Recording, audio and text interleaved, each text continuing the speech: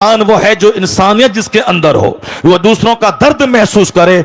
मतलब डॉक्टर है मगर इंसान नहीं है। मोरबी का इंजीनियर कई 100 आदमी की जान ले लिया, उन्होंने एनओसी दिया, नो ऑब्जेक्शन, ये ब्रिज को खोल दिया जाए आम पब्लिक के लिए। ब्रिज गिरा, कितने 100 पब्लिक की जान चली गई। लोग कहते हैं वो इंजीनियर नहीं, वो कसाई है जिसने इतने लोगों की जान ले लिया। चीफ मिनिस्टर झारखंड का जो गरीबों की प्रॉपर्टी कोयला है उसके घोटाले में पकड़ा गया, कई साल तक जेल रहा। लोग कहते हैं यह चीफ मिनिस्टर नहीं बल्कि गरीबों का हत्यारा है। मतलब इंजीनियर की सूरत में जानवर, डॉक्टर की सूरत में जानवर। लोग कहते हैं कि इंसान कहां है, इंसानियत कहां है। मैं कहता हूं आज भी इंसानियत की एक फैक्ट्री है, वह फैक्ट्री चले जाओ, उस फैक्ट्री में यह पढ़ाया जाता है झूठ बोलना हराम है, शराब पीना हराम है, ज़िना करना हराम है, मां बाप को सताना हराम है, पड़ोसी से लड़ना झगड़ना हराम है, और खड़े होकर नहीं खाना है, बैठ के खाना है, बाथरूम ऐसे जाना है, बिस्तर पे ऐसे लेटना है, ऐसे घर से बाहर निकलना है। आदमियत का सलीका किस फैक्ट्री में सिखाया जाता है? कहां से इंसान पैदा होते हैं? इस रुए जमीन पर एक दरसगाह है जहां अव्वल दिन से लेके आखिरी दिन तक, यानी उर्दू की पहली किताब से लेके बुखारी शरीफ तक यही पढ़ाया जाता है। यह लीगल है या इल्लीगल है, यह राइट है ये रॉन्ग है, यह जायज है ये नाजायज है, यह सही है ये गलत है, यह हराम है ये हलाल है, यह करना है ये नहीं करना है, यह हार्मफुल है यह यूजफुल है, यह हानिकारक है यह लाभदायक है। यानी वो आदमियत की शिक्षा जिस दरसगाह में दी जाती है उसी का नाम है मदरसा। अब जब यह फैक्ट्री जवान थी, जहां फैक्ट्री जवान थी, फैक्ट्री का प्रोडक्ट खलीफा हारून रशीद का बच्चा मदरसे में पढ़ता था, औरंगजेब जैसे हिंदुस्तान के बादशाह मदरसे में पढ़ते थे। उस वक्त में अमीर गरीब सब चाहता था मैं इंसान बनाने वाली फैक्ट्री में पढ़ूं और वहां से कुतुब बन के निकलूं, अब्दाल बन के निकलूं, आदमी बन के निकलूं। जब तक यह फैक्ट्री जवान थी, प्रोडक्शन ज्यादा हो रहा था, तो समाज कुतुब से भरा था, अब्दाल से भरा था, नेकों से भरा था, शरीफों से भरा था। लेकिन जब से इस फैक्ट्री को गवर्नमेंट ने आतंकवादी का अड्डा कहा और जब से हमारे पैसे वालों ने अपने बच्चों को पढ़ाना छोड़ दिया, जब यह फैक्ट्री बंद हो जाएगी या बंद नहीं होगी, पैदावार कम हो जाएगी, तो समाज में शरीफ कहां से मिलेंगे, वली कहां से मिलेंगे, कुतुब अब्दाल कहां से मिलेंगे। अब अगर लोग चाहते हैं कि समाज शरीफों से भरे, नमाजियों से भरे, जंटी लोगों से भरे, कुतुब अब्दाल से भरे, तो अब कंप्यूटर लेना होगा, फैसला बदलना होगा कि जिस तरह की फैक्ट्री उसी तरह के लोग समाज में नजर आएंगे। इंजीनियरिंग कॉलेज में आदमी कम, वहां पैसा कमाने वाले जानवर ज्यादा पैदा किए जाते हैं। मेडिकल कॉलेज में आदमी कम, पैसा कमाने वाले जानवर ज्यादा पैदा किए जाते हैं। तो अब ये एक इंसानी बनाने वाली फैक्ट्री है मदरसा। इस फैक्ट्री को जिंदा करें। जब ये मदरसा जिंदा होगा, पैदावार बढ़ेगी, तो शरीरों की तादाद घटेगी, शरीफों की तादाद में इजाफा होता चला। नारे तकबीर, नारे रिसालत, मज़हबे इस्लाम, जश्ने दस्तार बंदी, अल्लामा डॉक्टर शहरयार रजा साहब किबला। बहुत उम्दा, वाह वाह वाह वाह। मदरसा, मदरसा ने ही सारी दुनिया को बताया है कि इल्म क्या चीज है। मदरसा ने ही सारी दुनिया को बताया है कि रिसर्च क्या है। मदरसा ने बताया है कंटेम्पलेशन क्या है। मदरसे ने बताया है शोध क्या है। मदरसे ने बताया है चिंतन क्या है। हमारे बच्चे भी गौर से सुने मेरी बात। जो दूसरे लोग मुखालिफ मजहब के मानने वाले, अगर उस तक मेरी बात पहुंच जाए, वह भी मेरी बात को गौर से सुन ले। अगर मदरसा आतंकवादी का अड्डा है तो कभी किसी दिन किसी एक जासूस को मदरसा भेज दो, और मदरसा भेजने के बाद हर क्लास में उसको बैठा दो और ये रिपोर्ट देने के लिए बोलो कि क्या मौलाना साहब ने अपनी दरसगाह में बच्चों को मारने और काटने की बात सिखाई है या शराफत की बात सिखाई है, ह्यूमैनिटी की बात सिखाई है। मैं दावे से कहता हूं किसी भी दरसगाह में बैठ जाओगे, फारसी की पहली से लेकर बुखारी शरीफ तक हर जगहों पे अमन की बात, पीस की बात, मोहब्बत की बात, मुरफ़्फ़त की बात, अखलाक की बात, अपने गांव गांव समाज की इस्लाह की बात, माँ बाप के एहतराम की बात, पड़ोसी की इज्जत की बात, मुसीबतें सह के दूसरों की मुसीबतों का जवाब मुसीबत से न देने की बात, यानी अखलाके मोहम्मदी की तालीम मदरसे में दी जाती है। उसका फैसला इसीलिए है कि वह दूर से मदरसे को आतंकवादी का अड्डा समझता है। अपनी निगाहों में दुश्मनी का चश्मा लगाकर मदरसे के खिलाफ बयान देता है। कभी उन्होंने रिपोर्टिंग नहीं कराई कि मदरसे में पढ़ाई क्या होती है, मदरसे में दरसगाह में सिखाया क्या जाता है। सिर्फ दूर से कहना कि साहब वहां आतंकवादी पैदा किए जाते हैं। यह नफरत करने वालों की बोली है, हकीकत जानने वालों की बोली नहीं है। जिस तरह भी नफरत का माहौल हिंदुस्तान में फैला है, कोई भी आदमी खड़ा हो जाए और कोर्ट में साहब याचिका दर्ज कर दे कि इस मस्जिद में लग रहा है कि अंदर में कोई मूर्ति छुपी हुई है या कोई मंदिर रहा होगा, तो अब कोर्ट वाला भी केस एक्सेप्ट कर लेता है। और जहां 10-10 साल से साहब केस पड़े हुए हैं, उसकी कोई नोटिस नहीं ली जा रही है, और यहां 10 मिनट के अंदर में सुनवाई भी होती है, और फौरन साहब एक कमेटी का गठन भी होता है, और फौरन सर्वे करने वाला वहां पहुंच भी जाता है, और फिर उसकी रिपोर्ट भी दिया जाता है। किस कदर नियतों की खराबी है कि दूर से साहब वो एक खास मखसूस बिरादरी को टॉर्चर करने के लिए इस तरह के प्लान बना रहा है। हिम्मत इतनी बढ़ी कि अब हिंदुस्तान के राजा की बारगाह में पहुंच गया, हिंदुस्तान के शहंशाह की बारगाह में पहुंच गया। 800 बरस से जो पूरे हिंदुस्तान की रखवाली कर रहा हो, जो कब्र में रह के पूरे हिंदुस्तान की संप्रभुता को बचा रहा हो, हिंदुस्तान के मुसलमानों से ज्यादा हिंदुओं की अकीदत का मरकज बना हुआ हो। मुसलमान जाते हैं 60 लाख तो 40 लाख तो 60 लाख गैर मुस्लिम वहां जाते हैं। उनको वहां बेटा मिलता है, बेटी मिलते, न जाने क्या क्या मिलता है। हर जब भी जाएं हर वक्त साहब सिखों, हिंदुओं और दूसरे तमाम मज़ाहिब के मानने वाले को दुनिया ढेर चाहिए, इसलिए वो वहां भीड़ लगाए रहते हैं। मुसलमानों को जन्नत चाहिए, इसीलिए मस्जिदों में भीड़ रहती है, और उनको सिर्फ दुनिया गाड़ी चाहिए, इसी दरगाहों पे वो भीड़ लगा के रहते हैं। 800 साल जो एक मुस्तनद ऑथेंटिक दरगाह है, उस दरगाह के खिलाफ पिटीशन दर्ज होता है, और साहब कोर्ट वाले उसको एक्सेप्ट करके सुनवाई की तारीख तय कर देते हैं।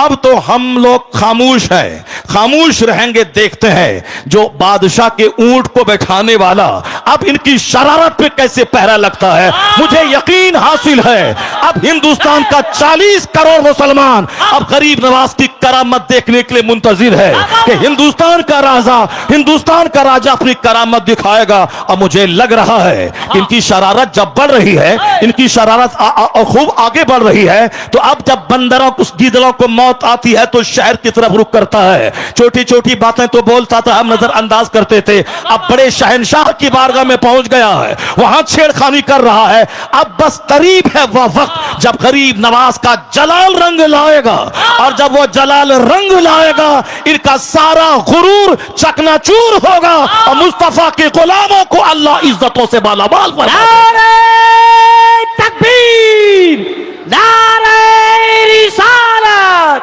मसलके आला हजरत, मजहबे इस्लाम, हजरत हबीबुल्लाह फैजी साहेब किबला, हजरत शहनवाज हसन साहेब किबला, अल्लामा डॉक्टर शहरयार रजा साहेब किबला कादरी। वाह वाह वाह, बहुत उम्दा। जुल्म की इंतहा हो गई, जुल्म की इंतहा हो गई। जिस आस्थाने से करोड़ों हिंदू फैज उठाते हैं, जिनकी गरीबी दूर होती है, भीख मांगने के लिए 24 घंटे पड़े रहते हैं, उस मुकद्दस आस्थाने के खिलाफ इन्होंने छेड़छाड़ करने की कोशिश की है। अभी भी वक्त है कि जाके बाबा की बारगाह में चले जाओ, अपना पिटीशन कोर्ट से वापस ले लो, और बाबा की चौखट पे जाके बोलो, बाबा क्षमा कर दीजिए, हमसे गलती हो गई। वरना याद रखना, जो अना सागर को एक कूजे में ला सकते हैं, याद रखना, जो बादशाह के ऊंट को बैठा सकते हैं, तो फिर जब वो जलाल में आ गए तो हुकूमत का सत्यानाश हो जाएगा। फिर वही होगा जो सारी दुनिया देखने का मुंतजिर है। नारे तकबीर, नारे रिसालत, ख्वाजा का हिंदुस्तान, फैजाने गरीब नवाज। इसलिए एक कौम मुस्लिम, आपको कानून हाथ में नहीं लेना है, आपको सड़क पे आकर के बहुत बड़ा प्रोटेस्ट नहीं करना है। यह मामला शहनशाह हिंदुस्तान का मामला है, अब मामला उनकी कोर्ट में पहुंच चुका है। बस हम लोग वही करें जो सरकार दो जहां के दादा अब्दुल मुत्तलिब जब अबरहा जो हाथियों का फौज लेके खाने काबा को ढाने आ रहा था, अब्दुल मुत्तलिब ने क्या कहा था कि हर शख्स अपने घर की हिफाजत करता है, ए अल्लाह ये तेरा घर है, तू अपने घर की हिफाजत कर। इतना कह के पहाड़ पर चले गए और फिर वो देखने लगे, देखें रब्बे करीम अपने घर की हिफाजत कैसे करता है। सारी दुनिया जान रही है कि अलम तरा कैफ फअल रब्बुका बिअसहाबिल फील, क्या उसके साथ सलूक हुआ। अबरहा जलील होके मरा, उसके सारे हाथी मरे, एक छोटा सा कंकड़ पत्थर उसके गुरूर को तोड़ के रख दिया, सारे धाराशायी हो गए। हम तो यही देखते हुए आ रहे हैं 1400 साल के अंदर। अल्लाह रब्बुल इज्जत बहुत बेनियाज है, अल्लाह रब्बुल इज्जत बेनियाज है, कोई भी जालिमों का जुल्म उसको थका नहीं सकता। और किसी भी इबादत करने वाली की इबादत की वजह से अल्लाह रब्बुल इज्जत की शान में कोई इजाफा नहीं हो सकता। अल्लाह उस सिफाते कमालिया का जामा है कि जिसके आगे किसी सिफत का कोई तस्वुर ही नहीं है। अल्लाह रब्बुल इज्जत के पास सारी कुव्वतें, सारी ताकतें मौजूद है। हम इबादत करते हैं, हम उसका बेनिफिट मुझको मिलता है। अगर कोई कुफ्र करता है उसका नुकसान वो उठाता है। अल्लाह सिर्फ देखना चाहता है कि मेरा कौन बंदा है जो इस जमीन को अदल से भरता है और कौन है जो इस जमीन को जुल्म से भरता है। जो ईमान लाएगा, अच्छा काम करेगा, उसे यहां सेहत देंगे, इज्जत देंगे, हुकूमत देंगे, मरने के बाद जन्नत देंगे। जो कुफ्र करेगा, शरारत करेगा, जुल्म करेगा, अत्याचार करेगा, दूसरों को जीने नहीं देगा, सताएगा, समाज को पाप से भर देगा, उसके लिए आग तो वहां है, यहां उसका जीना तंग कर देंगे, यहां उसके घरों को कैद खाना बना देंगे, यहां उसको जलील और रुस्वा कर देंगे। नहीं देखा तुमने आज से 5 साल पहले चाइना के लोग कहते थे कौन सी नमाज है, कैसी नमाज है। जापान के लोग कहते थे कौन सी मस्जिद है, कैसा मदरसा है। हिंदुस्तान के भी चंद सर फिरे कहते थे यह कौन सी मस्जिद, कौन सा मदरसा, अजान बंद कर देंगे, मदरसा बंद कर देंगे। अमेरिका भी कहता था यह कौन सा इस्लाम है, हर तरफ इस्लाम का चर्चा हो रहा है, हर तरफ इस्लाम इस्लाम लोग कर रहे हैं, नहीं बढ़ने देंगे इसे। अब मुसलमान परेशान हाल थे, मुसलमान हाथ उठा के रब्बे करीम की बारगाह में दुआ कर रहे थे। तो हमारे जुलूस, हमारा प्रोटेस्ट काम नहीं आया, मगर हमारी वो भीगी पलकों की दुआएं वो काम आई कि जो काम पूरी दुनिया को हिला के रख दिया। अल्लाह रब्बुल इज्जत ने दूसरी फौज को नहीं भेजा, एक छोटा सा कोरोना का कीड़ा भेज दिया। उस कीड़े ने चाइना को तबाह किया, अमेरिका के शहर को, उसको उड़ानों को मिटा दिया, सारे एयरपोर्ट्स में ताले लगवा दिए, दुनिया के अरबों इंसान को उनके घर को जेल उसके लिए बना दिया गया। यहां तक कि जो मिटाने की बात कर रहा था वह क्वारंटाइन की बात करने लगा, वह सोशल डिस्टेंसिंग की बात करने लगा, वह वैक्सीन की बात करने लगा। मिटाने का सपना देखने वाला उनका शहर उजड़ गया, उनकी फैक्ट्रीज उजड़ गई, करोड़ों लोग मौत की मुंह में चले गए। इसलिए एक कौम मुस्लिम, तेरा रब्बे कदीर बड़ा अजीज है, बड़ा गालिब है, वह कुव्वत का मालिक है, वह तमाम इख्तियारात उसके पास मौजूद है। तुमको सिर्फ करना है मस्जिदों को आबाद करना है, अपनी पेशानियों में सजदों का शौक बसाना है। तू मोमिन बन जा, तू मोहम्मदी बन जा, अल्लाह तुझे इस जमीन का हाकिम बनाएगा, यहां की सल्तनत तुझको देगा। और जो इस्लाम के खिलाफ बोलेगा उसको एक मामूली सा कीड़ा भेजकर उसका सारा गुरूर तोड़ देगा। जैसे अल्लाह ने तोड़ के बता दिया कि बंदे तुम्हारे चाहने से सब कुछ नहीं होता है, वही होता है जो मंजूरे खुदा होता है। अल्लाह ने दुनिया के सारे लोगों की औकात याद दिला दी, लोगों के होश ठिकाने लग गए। अल्लाह वही है जो नमरूद को सल्तनत देना जानता है, और जब सल्तनत का गलत इस्तेमाल करे तो अल्लाह मामूली मच्छर से हिलाक और तबाह बर्बाद करना भी जानता है।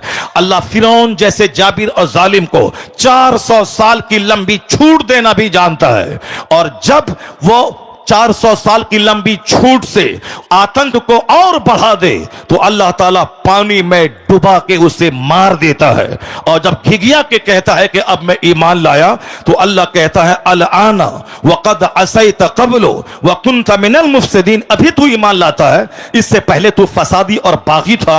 आज मैं तेरी लाश बचाऊंगा ताकि आने वाले लोग जान जाएं कि मगरूर का हश्र क्या होता है, घमंडी का अंजाम क्या होता है।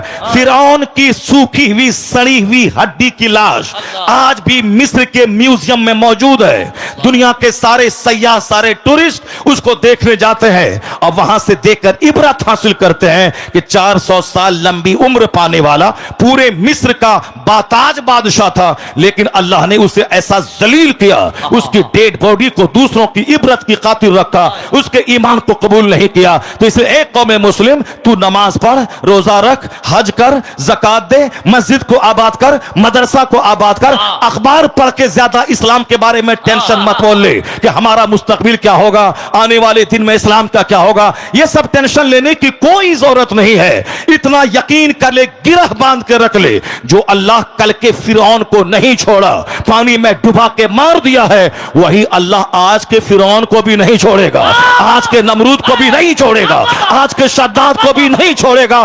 बस तुम्हें सिर्फ सब्र करना है, मस्जिदों को आबाद करना है। जो काम एटम बम से नहीं होता है, वो काम तेरे सजदे से हो जाता है। तुम्हारी ताकत रूहानी ताकत, तुम्हारी ताकत स्पिरिचुअल फोर्स, तुम्हारी ताकत आध्यात्मिक शक्ति है। आज हम जलील इसीलिए हो गए कि मेरी मस्जिदें वीरान हो गई, मेरा जलसा उजड़ गया, हमारी खानकाह सिर्फ तेल और पानी का मरकज बन के रह गई, हमारी मस्जिदों में दांत टूटे चंद बूढ़े रह गए, और हमारे जवान उनके कुफ्फार मुशरिकीन के जवान की तरह हरकतें करने लगे। हमारे घर में क्रिकेटर का चर्चा, हमारे घर में साहब बैरिस्टर का चर्चा, हमारे घर में नेता का चर्चा, हमारे घर में बंबई जाकर के फैक्ट्री डाल के 2-4 मकान खरीदने वाले दुनियादार का चर्चा, हमारे घर में खूबसूरत खवातीन का चर्चा, हमारे घर में खूबसूरत नौकरी करने वाले लड़कों का चर्चा। अब जाहिर सी बात है, जब खूबसूरती का चर्चा होगा तो हमारा बेटा दिमाग में ये बात बिठाएगा, हमें खूबसूरत औरत चाहिए। अब चाहे वो अपना चेहरा आईना में नहीं देखेगा कि हमारी सूरत कैसी है, हमारी नाक टेढ़ी है, हमारा रंग काला है, मगर वो तमन्ना करता है क्या कि हमारी बीवी बिल्कुल करीना जैसी खूबसूरत मिल जाए। सबकी तमन्ना ही खूबसूरत मिल जाए, क्योंकि उनके घर में खूबसूरती का चर्चा होता है, उनके घर में मुलाजमत का चर्चा होता है, उनके घर में क्रिकेट का चर्चा होता है।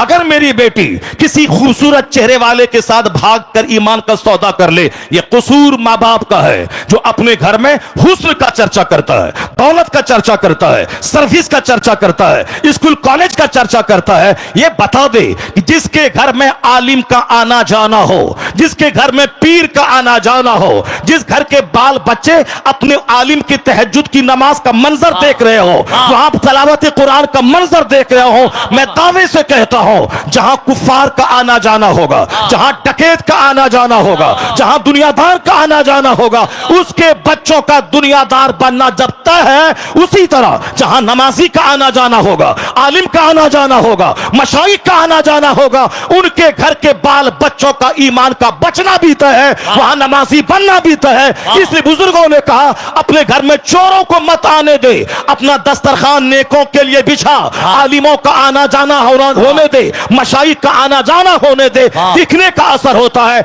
जहां चोरी होगी वहां के बच्चे चोर पैदा होंगे, जहां तिलावत कुरान होगी वहां के बच्चे गुलाबे हुसैन पैदा होंगे।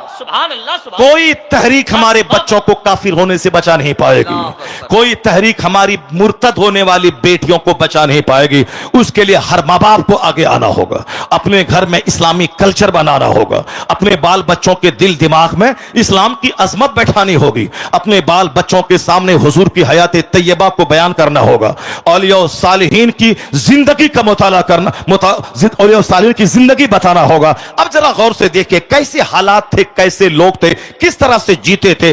अमीर उस दौर के कैसे थे, गरीब उस अहद के कैसे थे, औरतें उस अहद की कैसी थी, मालदार उस अहद के कैसे थे। इस्लामिक हिस्ट्री का एक चैप्टर में खोलता हूं, जरा गौर से उसको सुनिए, उसके बाद फिर मैं आके आपको बताऊंगा कि नेता हमारा कितना झूठ बोलता है। नेता हमें डरा करके हमसे वोट लेता है। वो क्या बोलता है कि अगर तुम हमको वोट नहीं दोगे तो तुम्हारी जिंदगी खतरे में पड़ जाएगी, तुम्हारा मुस्तकबिल खतरे में पड़ जाएगा, इस्लाम खतरे में है। हम आज 50 साल से सुनते हुए आ रहे हैं, इस्लाम इज इन डेंजर, इस्लाम खतरे में है, इस्लाम खतरे में है, इस्लाम खतरे में है। जो मौलाना बोलता है इस्लाम खतरे में है, यकीन जाने कि वो मौलाना सच नहीं, वह झूठ बोल रहा है। जो नेता बोलता है इस्लाम खतरे में है, वह नेता झूठ बोलता है। ये क्यों नहीं बोलता नेता कि हमारी नेतागिरी खतरे में है, हमारी पॉलिटिक्स खतरे में है, हमारा एमपी का पोस्ट खतरे में है, हमारी पार्टी खतरे में है, या बोल मेरी पार्टी खतरे में है। हम जिस तरह से वो अपने लोगों को डराता है हमसे और हमारे खिलाफ नफरतों की आग लगाकर वो अपना वोट लेता है, उसी तरह हमारे भी कुछ लोग हैं जो शराब में डूबा हो, एक वक्त की नमाज ना पढ़ता हो, जो दिल्ली में जीतने के बाद 5 स्टार होटल में रंगरलियां मनाता हो, ये हमें मजहब के नाम पे हमसे वोट लेता है कि हम मुसलमान हैं, तुम हमको वोट दो। मुसलमान के नाम पे उसको वोट दिया जाएगा जो मुसलमान होगा, कंप्लीट मुसलमान होगा, जो मुस्तफा का होगा, जो कुरान हदीस का होगा, जिसको देखने के बाद लगेगा ये मुसलमान है। सिर्फ एक बिन लेबिन लग गया मुसलमान है, बाकी सारा काम मुशरिकीन जैसा है, उसको वोट दिया जाएगा। वोट नहीं दोगे तो बोलेगा तुम्हें काट दिया जाएगा, तुम्हें मार दिया जाएगा, इस्लाम खतरे में है, मुसलमान खतरे में है। मैं बताऊंगा कुरान करीम क्या कहता है, मुस्तफा की हदीस क्या कहती है, और ये नेता क्या बोलता है। और झूठ बोल भी अगर बोलता है कि इस्लाम खतरे में है, वह झूठ बोलता है। कुरान करीम साफ लफ्जों में कह दिया है, युरीदून लियुत्फिउ नूरल्लाहि बिअफ़वाहिहिम वल्लाहु मुतिम्मु नूरी। अल्लाह कहता है ये मुशरिकीन, ये कुफ्फार अपने मुंह से इस्लाम का चिराग बुझाना चाहते हैं, अल्लाह उस नूर को पूरा करना चाहता है। जो अल्लाह उसे पूरा करना चाहता है और ये उस नूर को बुझाना चाहते हैं। बंदों का चाहा हुआ होगा या अल्लाह का चाहा हुआ होगा, ये बंदा कमजोरी का पुतला है। बंदे की हिस्ट्री कमजोर है, इंसान की तारीख की कमजोर है। इंसान पैदा हुआ कैसे है? इंसान पैदा हुआ एक नापाक कतरे से, जिसकी इब्तदा इतनी कमजोर हो कि नापाक कतरे से पैदा हुए हों, जिसकी इब्तदा इतनी कमजोर है या बजती हुई मिट्टी से पैदा हुआ है, जिसकी बुनियाद इतनी कमजोर है कि कई बार शर्मगाहों से का गुजर हुआ है। बाप की रीढ़ की हड्डी और मां के सीने की हड्डी से जो कतरा निकलता है, उससे यह इंसान पैदा हुआ। यह मैं नहीं कहता, पैदा करने वाला मेरा खालिक कहता है। फलयंजुरिल इंसानु मिम्मा खुलिक़ मिम्मा इन दाफिक यखरुजु मिन बैनि सुल्बि व तराइब इन्नहु अला रजइही लकादिर। अल्लाह कहता है a man should consider in his creation. आदमी को अपनी पैदाइश पे गौर करना चाहिए कि वह पैदा हुआ कैसे है। अल्लाह कहता है वह पानी का कूदता हुआ कतरा मनी का, जो बाप की रीढ़ की हड्डी से निकलता है, मां के सीने की हड्डी से निकलता है, और वह बच्चादानी में पहुंचता है, और 4 महीने तक वह ब्लड, वह नुत्फा अपनी असल हालत पे रहता है। अगले 40 दिन तक, अगले 40 दिन में वह लोथड़ा बनता है, अगले 40 दिन में ढांचा तैयार होता है, अगले 40 दिन के बाद उसमें जान डाली जाती, 120 दिन के बाद उसमें जान डाली जाती है। अब 40 दिन का एक पीरियड गुजरता है, पहले लुथड़ा, उसके बाद ढांचा, फिर उसके बाद उसमें जान डाली जाती है। जान डाले जाने से पहले अगर ईमानदार नेक परहेजगार मुसलमान डॉक्टर बोले अगर यह हामिला रही, हमल से रही तो इसकी जान को खतरा है, तो नेक मुत्तकी परहेजगार डॉक्टर की बात मानकर इस काते हमल एबॉर्शन हो सकता है। लेकिन अगर जान डाल दी गई फिर किसी की बात नहीं मानी जाएगी। 4 महीने के बाद कोई एबॉर्शन अगर करता है वह उस बच्चे का कातिल और मर्डरर ठहरता है। तो एक नापाक कतरे से यह इंसान पैदा हुआ है, और पैदा होता किस रास्ते से है वह सबको मालूम है, और वह नुत्फा जाता किस रास्ते से है वह सबको मालूम है।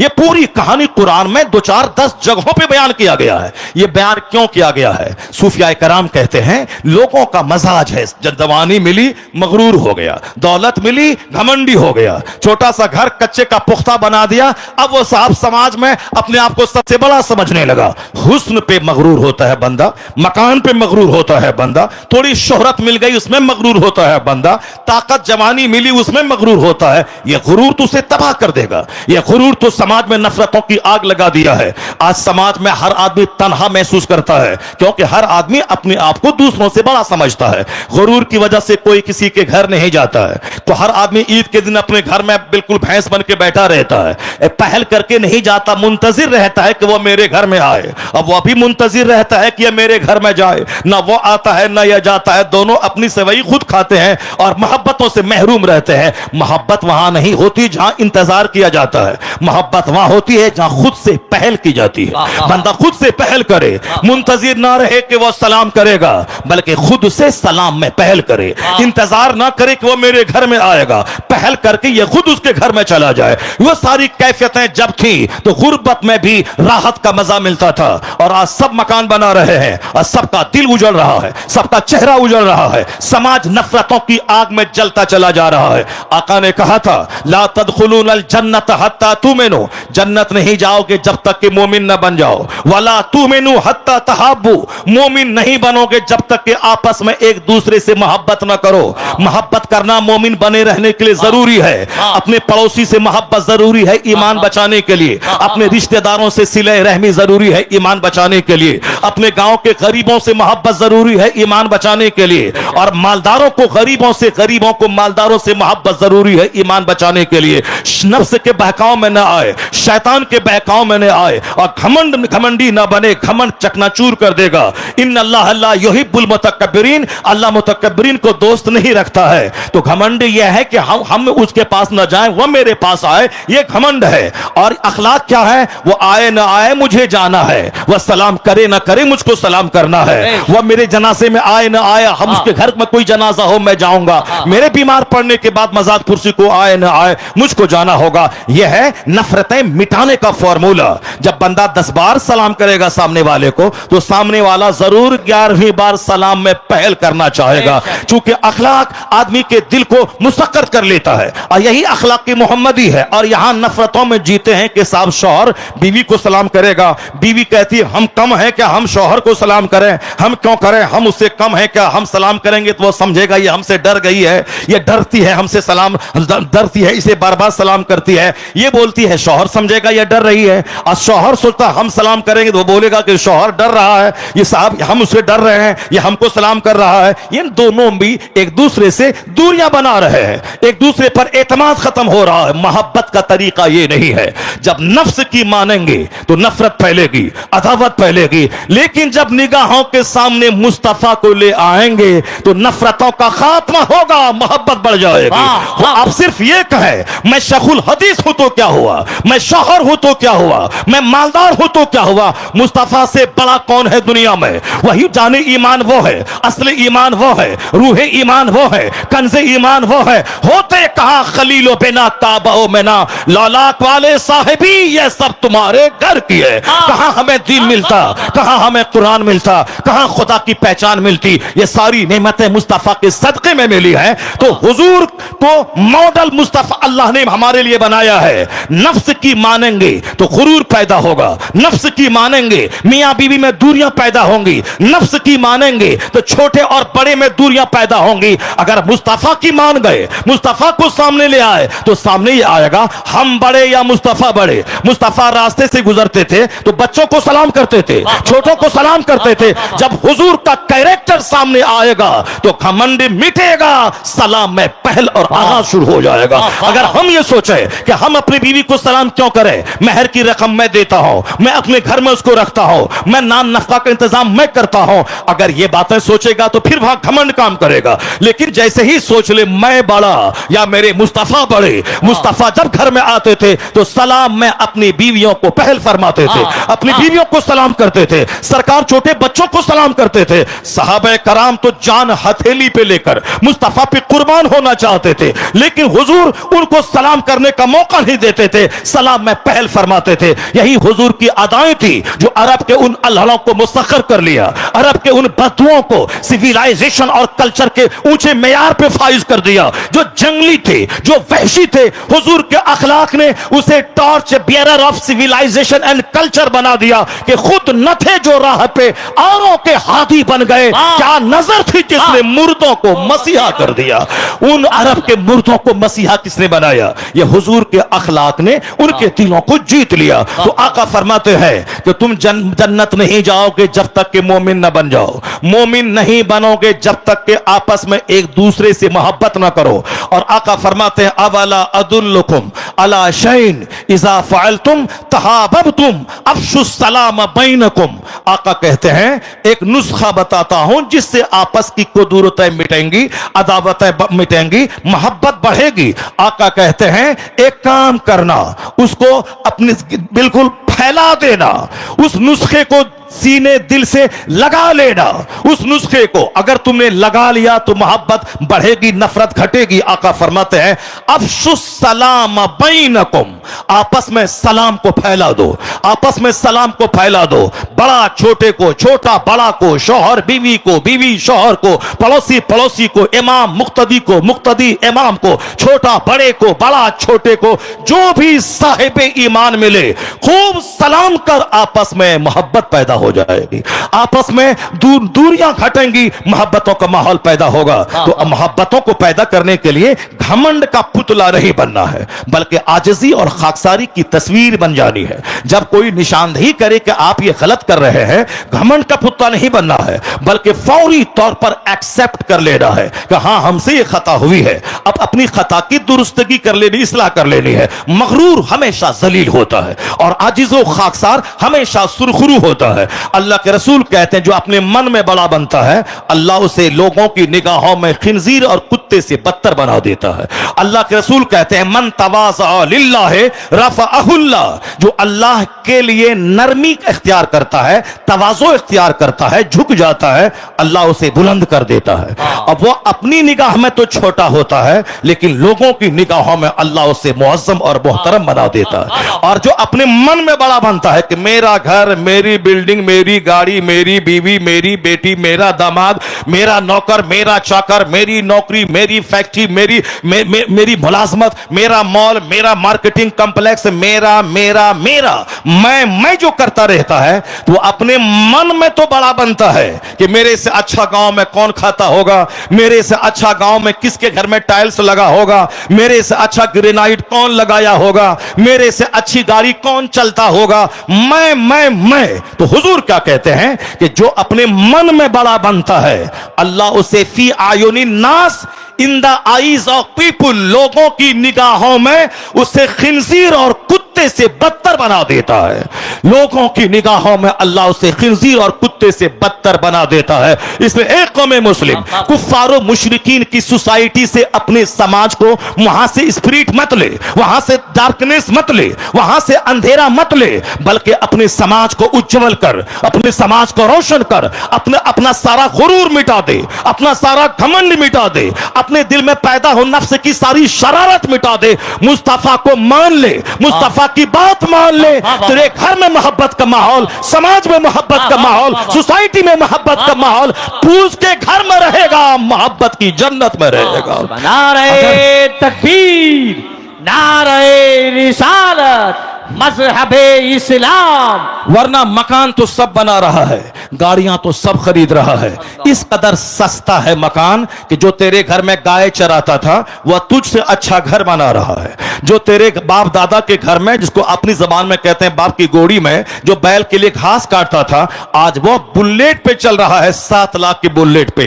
क्या रहा? ये दुनिया जलील है, जलीलों को ज्यादा दी जाती है। यह दुनिया की वजह से किसी को इज्जत नहीं दी जाएगी, क्योंकि आज दुनिया इतनी सस्ती हो गई है। यह दुनिया मुशरिकों और कुफ्फार को ज्यादा दी जा रही है। अगर कुरान पढ़ लिए होते तो कभी गरीबी का शिकवा न कर दे, और कभी किसी मालदार कुफ्फार और मुशरिकीन को देखकर अपने ईमान का सौदा नहीं करते।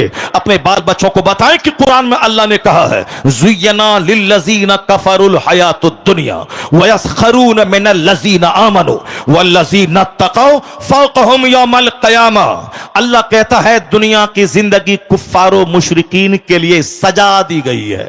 The life of this world has been decorated for disbeliever. इस दुनिया की जिंदगी जो अल्लाह को नहीं मानता है, जो मुशरिक है, उसके लिए अल्लाह ने दुनिया की जिंदगी सजा दी है। दौलतों से, सेहत से, तंदुरुस्ती से, खूबसूरती से, हुस्नो जमाल से खूब सजा दिया है। वयस्खरून मिनल लज़ीना आमनू, और ये कुफ्फार और मुशरिकीन मुसलमानों को देखकर हंसते हैं, साहिब ईमान को देखकर हंसते हैं, इनकी गुर्बत का मजाक उड़ाते हैं, इनके कच्चे घर का मजाक उड़ाते हैं, इनके कसरत मेहनत से बच्चा पैदा करने वाले सिस्टम का मजाक उड़ाते हैं, इनके बाल बच्चों के जाहिल होने का मजाक उड़ाते हैं, इनके मदरसों इनकी मस्जिदों का मजाक उड़ाते हैं। यह नमाज लेके रह गया, दुनिया आसमान पे पहुंच गई, लोग चांद पे पहुंच गए, यह नमाज लेके बैठ गया। ये दिलों को तकलीफ देने वाली बातें हर कदम कदम पे मुशरिकीन कर रहे हैं, ताकि हमको इस कदर अंदर से तोड़ दे कि इसका मोह इस्लाम से भंग हो जाए, इनके दिल में जो मुस्तफा की मोहब्बत है वो निकल जाए,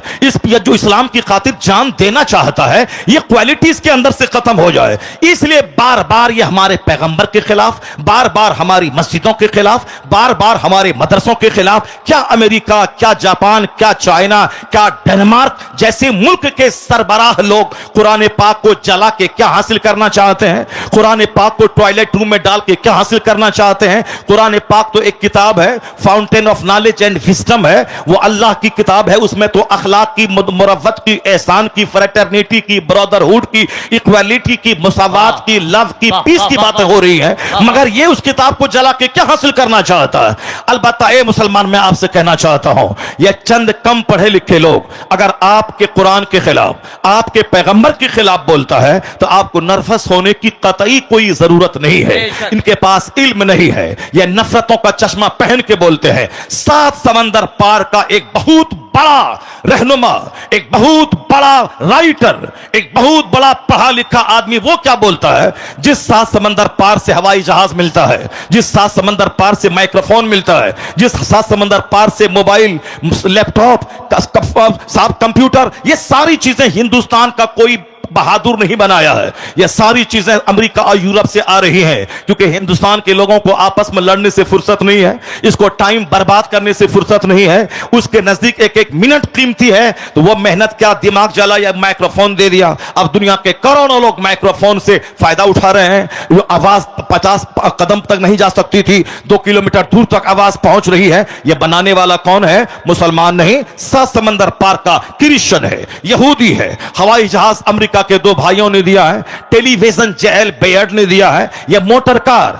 जो टेम्पू से लेकर ट्रेन और प्लेन तक में जो मोटर इस्तेमाल होता है इसको हेनरी फोर्ड ने दिया है। ये सारी चीजें वहीं से आ रही है। तो वहां का एक दानिश्वर हिंदुस्तान के बहुत सारे दानिश्वरों से के मुकाबले में बहुत बड़ा होता है। भले ही हमारा मुल्क हिंदुस्तान है, हम इस मुल्क से जर्रे जर्रे से प्यार करते हैं, अलबत्ता जो क्वालिटी है उसको तो मानना पड़ेगा, जो हमारी कमजोरी है उसको तो मानना पड़ेगा। अब हमारा बेटा वह बंदर है, हमारा बेटा छुछंदर है, चपरासी भी नहीं बन पाया, वह घूमता रहा, इधर उधर मुंह देखता रहा, वह सब चपरासी भी नहीं बना। अब तो बाप तो कहेगा कि बेटा हमारा बंदर लग रहा है। अब एक बाप दिन भर में 50 बार अपने बेटे को बंदर बोलता है, छुछंदर लग रहा है, बंदर लग रहा है। यह बाप का दिल जलता है कि दूसरे के बेटा लॉयर बन गया, बैरिस्टर बन गया, साइंटिस्ट बन गया, प्रोफेसर बन गया, वैज्ञानिक बन गया, और हमारा बेटा बंदर और छुछंदर बन गया। यह बाप का दिल जलता है, तब वह अपने बेटे को बंदर छुछंदर कहता है। तो अब ऐसा नहीं कि साहब हमको अपने बेटे से नफरत है, हमें अपने बेटे से नफरत है, हमें अपने बेटे से दुश्मनी है। ये दुश्मनी में नहीं, ये प्यार से बोल रहा है कि वो बैरिस्टर बन गया और तुम, हमारा लाल तुमको बैरिस्टर बनना था और तुम बंदर बन के रह गए। इसी तरह से हिंदुस्तान में अगर मैं ये बातें कहता हूं कि हमारे लोग नफरतों में जीते हैं, वक्त बर्बाद करते हैं, 3 घंटे सिनेमा हॉल में रहना ये किस कदर अनफॉर्चुनेटली बदकिस्मती की बात है। मस्जिदों में 5 मिनट तकरीर लंबी हुई तो बोझ मालूम होता है, जलसे में 10 मिनट खिताब लंबा हुआ उलझन होने लगती है। ये 3 घंटा पैसा देकर आंख का जना जो नंगी औरतों को देख के होता है उसका कोई मलाल नहीं है। ये बताएं, ये क्या हवाई जहाज ये दे पाएगा 3 घंटे फिल्म हॉल में गुजारता हो? ये कोई बड़ा काम कर पाएगा? नहीं, बड़ा काम वो करेगा जो एक एक मिनट को कीमती समझेगा, जो एक एक मिनट को अपने प्रेशियस समझेगा।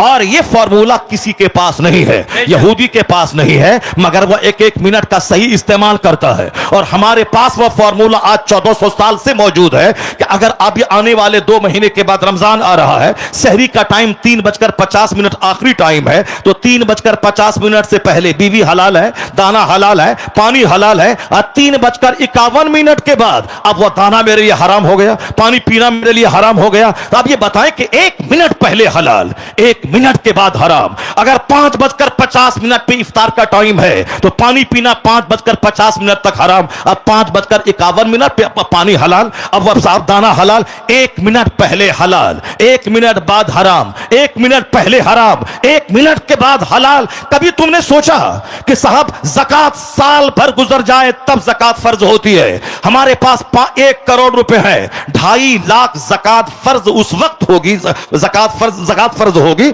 जब उस पे हौलाने हौल यानी साल गुजर जाए। अगर साल गुजरने से 4 दिन पहले मैंने सारा माल मैंने बिजनेस में लगा, सारा माल से मैंने जमीन खरीद ली, घर में लगा दिया, नहीं है ज़कात फर्ज। साल गुजरे तो ज़कात फर्ज है।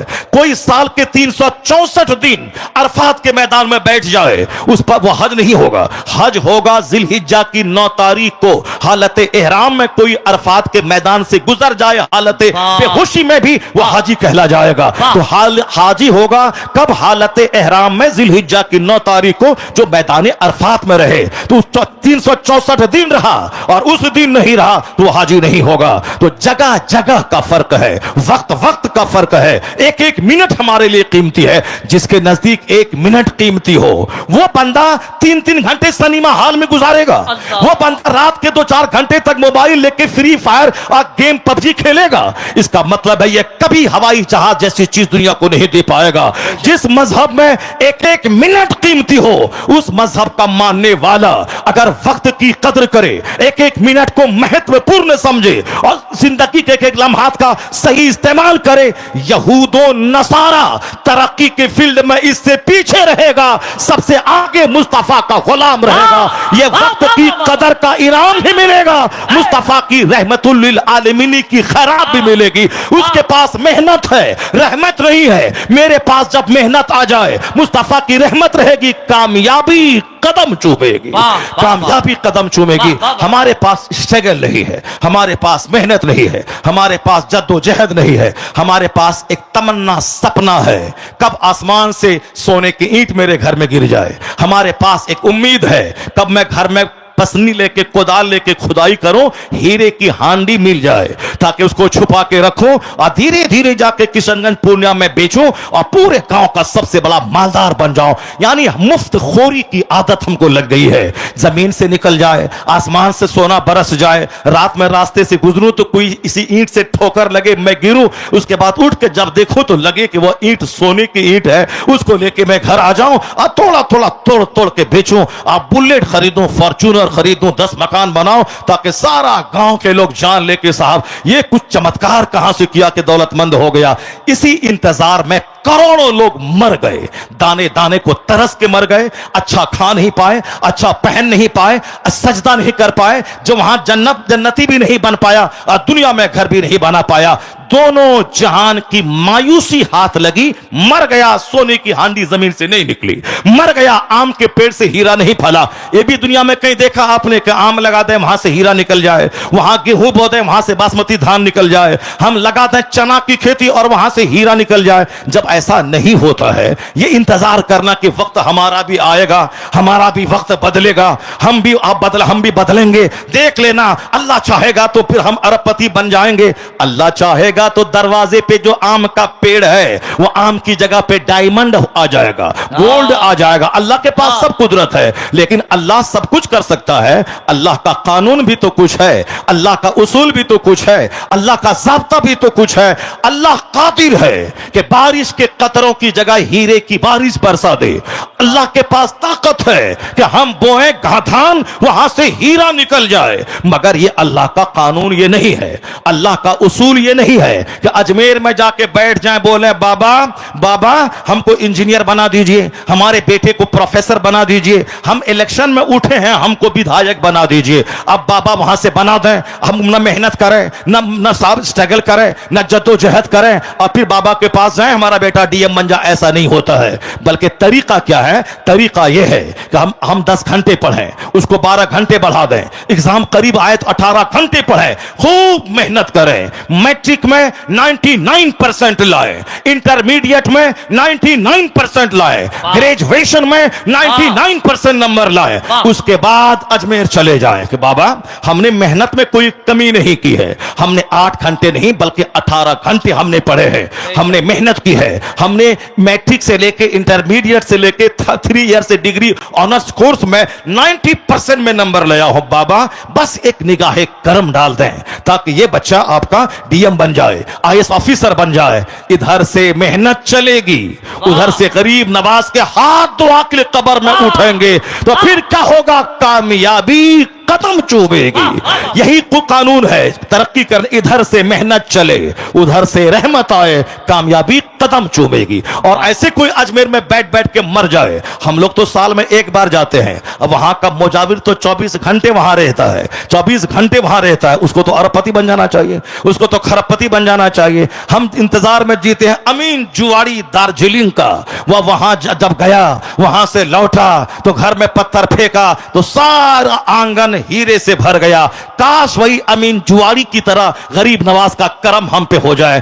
करामतें कभी कभी दिखाई जाती है और रोजमर्रा की जिंदगी करामत से नहीं चलती है, रोजमर्रा की जिंदगी उसूल से चलती है, ज़ाब्ते से चलती है। मुस्तफा चाहते मदीने मुनव्वरा से ही फूंक देते, अबू जहल रास्ते में मर जाता, मक्का के काफिर रास्ते ही में मर जाते। मैदान बद्र जाने की क्या जरूरत थी? सहाबा कराम को शहादत पाने की क्या जरूरत थी? रमजान के दिनों में भूखा प्यासा रह करके एक खजूर खा करके लड़ के जन्नत जाने की क्या जरूरत थी? पता यह चला सिर्फ दुआओं से काम नहीं चलता, दुआ भी होगी, जद्दोजहद भी होगी। मुस्तफा मदीने से निकले, मैदान बद्र गए, वहां आपने कील कांटे दुरुस्त किया, लड़ने का सारा तरीका बताया। अगर मैसरा से हमला हो तो क्या जवाब देना है, मैमना से हमला हो तो क्या जवाब देना है, अगर हमारा ये शहीद हो गया बंदा तो फिर तू झंडा किसके हाथ में होगा, वो शहीद हो गया तो इस्लाम का झंडा किसके हाथ में होगा। ये सारे कील कांटे दुरुस्त किए, तलवार थमा दी, तलवार नहीं मिली तो खजूर की टहनी थमा दी, और उसके बाद आपने शहादत की फजीलत पे खिताब किया और सारे लोगों के दिमाग में शहादत की तमन्ना मौजसन हो गई। हुजूर ने जंग लड़ने के लिए और अल्लाह की राह में शहीद होने का शौक दिलाया। 313 लोग थे। उसके बाद मुस्तफा चले गए झोपड़े के पास, अब वहां सजदा करने लगे, अल्लाह से रो रो के दुआ करने लगे। पर वो यही दुआ मदीने में कर सकते थे, लेकिन नहीं। खुदा की हिकमत क्या है? बंदा काम करे, बंदा जमीन पर फैल जाए, बंदा मेहनत करे, बंदा मुशक्कत करे। तो इसलिए मुस्तफा मदीने से चल के मैदान बद्र आए। पहले जंग लड़ने की, शहादत पाने की, अगर फतह हासिल हो जाए तो सारा क्रेडिट अल्लाह की मदद को देने की, वह सारा क्रेडिट अपने ऊपर न लेने की, जो एक इस्लामी क्वालिटी है, वह सारी बातें मुस्तफा ने अता कर दी। उसके बाद हुजूर दुआ करने लगे, इस कदर रो रो के दुआ कर रहे। कौन? दुनिया का सबसे बड़ा जर्नल, दुनिया का सबसे बड़ा रसूल, दुनिया का सबसे बड़ा पैगंबर, महबूबे परवरदिगार, जो मैदान जंग से, जंग शुरू होने से पहले कह दिया हो यहां उतबा मरेगा, यहां शैबा मरेगा, यहां अबू जहल मरेगा, और जिसके सामने मुस्तफा ने कहा था वो 1 इंच उस जगह से वो काफिर हट नहीं पाया। अबू जहल उसी जगह दम तोड़ा, उतबा वहीं मरा, शैबा वहीं मरा जहां हुजूर ने लकीर खींच दी थी। ऐसा जर्नल कोई दुनिया में मिलेगा जिन्होंने, ये मुस्तफा का मौजज़ा है, यह हुजूर की गैबदानी है जो आपने दिया। बाकी हिकमत क्या है, सिस्टम क्या है? सिस्टम वही, पहले लड़ने की आपने लड़ने का शौक दिलाया, उसके बाद जिहाद करने के लिए मैदान जंग में फौज उतार दिया, लड़ने के लिए खूब आपने उभारा ताकि कोई बुज़दिली न दिखाए, मैदान जंग से न भागे। उसके बाद हुजूर दुआ करने लगे, इतने कदर रोते थे कि चादर कांधे से गिर गिर के नीचे आ जाती थी। उसके बाद सिद्दीक अकबर चादर उठा के कांधे पे रखते थे और कहते थे सरकार जरूर आपका खुदा अपना वादा पूरा करेगा। आप क्या दुआ में कहते थे? इलाही तूने वादा क्या है कि फतह दूंगा, फतह नाजिल फरमा। इलाही अगर ये मुट्ठी भर फौज आज हार गई तो कयामत तक तेरी इबादत ना हो पाएगी। एक नाज के जुमले थे, रो रहे थे, अल्लाह से फतह की दुआ मांग रहे थे। डॉक्टर से के पास जाके दवाई दिलवा के तब दुआ करना है, तब रोना है। खेत में गेहूं लगा के तब दुआ करनी है, तब रोना है। अपने बच्चों को पढ़ा लिखा के तब दुआ करनी है, तब रोना है। ऐसे ही खाली खोली दुआ नहीं करनी है। मैदान बद्र में फौज ला के तदबीर करके तब मुस्तफा दुआ कर रहे हैं। इधर दुआ हो रही है, उधर 5000 फरिश्तों की फौज आसमान से जमीन पे उतर आए। वो फतह मिली मैदान बद्र में, वो फतह मिली, वो फतह मुबीन मिली कि आज यूरोप का दानिश्वर कहता है कि मुसलमान कैसे बर्बाद होगा, इस्लाम की बुनियाद कैसे कोई उखाड़ पाएगा, इस्लाम की जड़ें उसी दिन मजबूत हो गई है जिस दिन 313 को फतेह मुबीन मैदान बद्र में मिली है। उसी दिन इस्लाम की इमारत स्टेबल हो गई है जिस दिन 313 को फतेह मुबीन खुली हुई फतह मैदान बद्र में हासिल हुई। यही वजह है कि आज से इस्लाम फिर दोबारा पीछे पलट के नहीं देखा।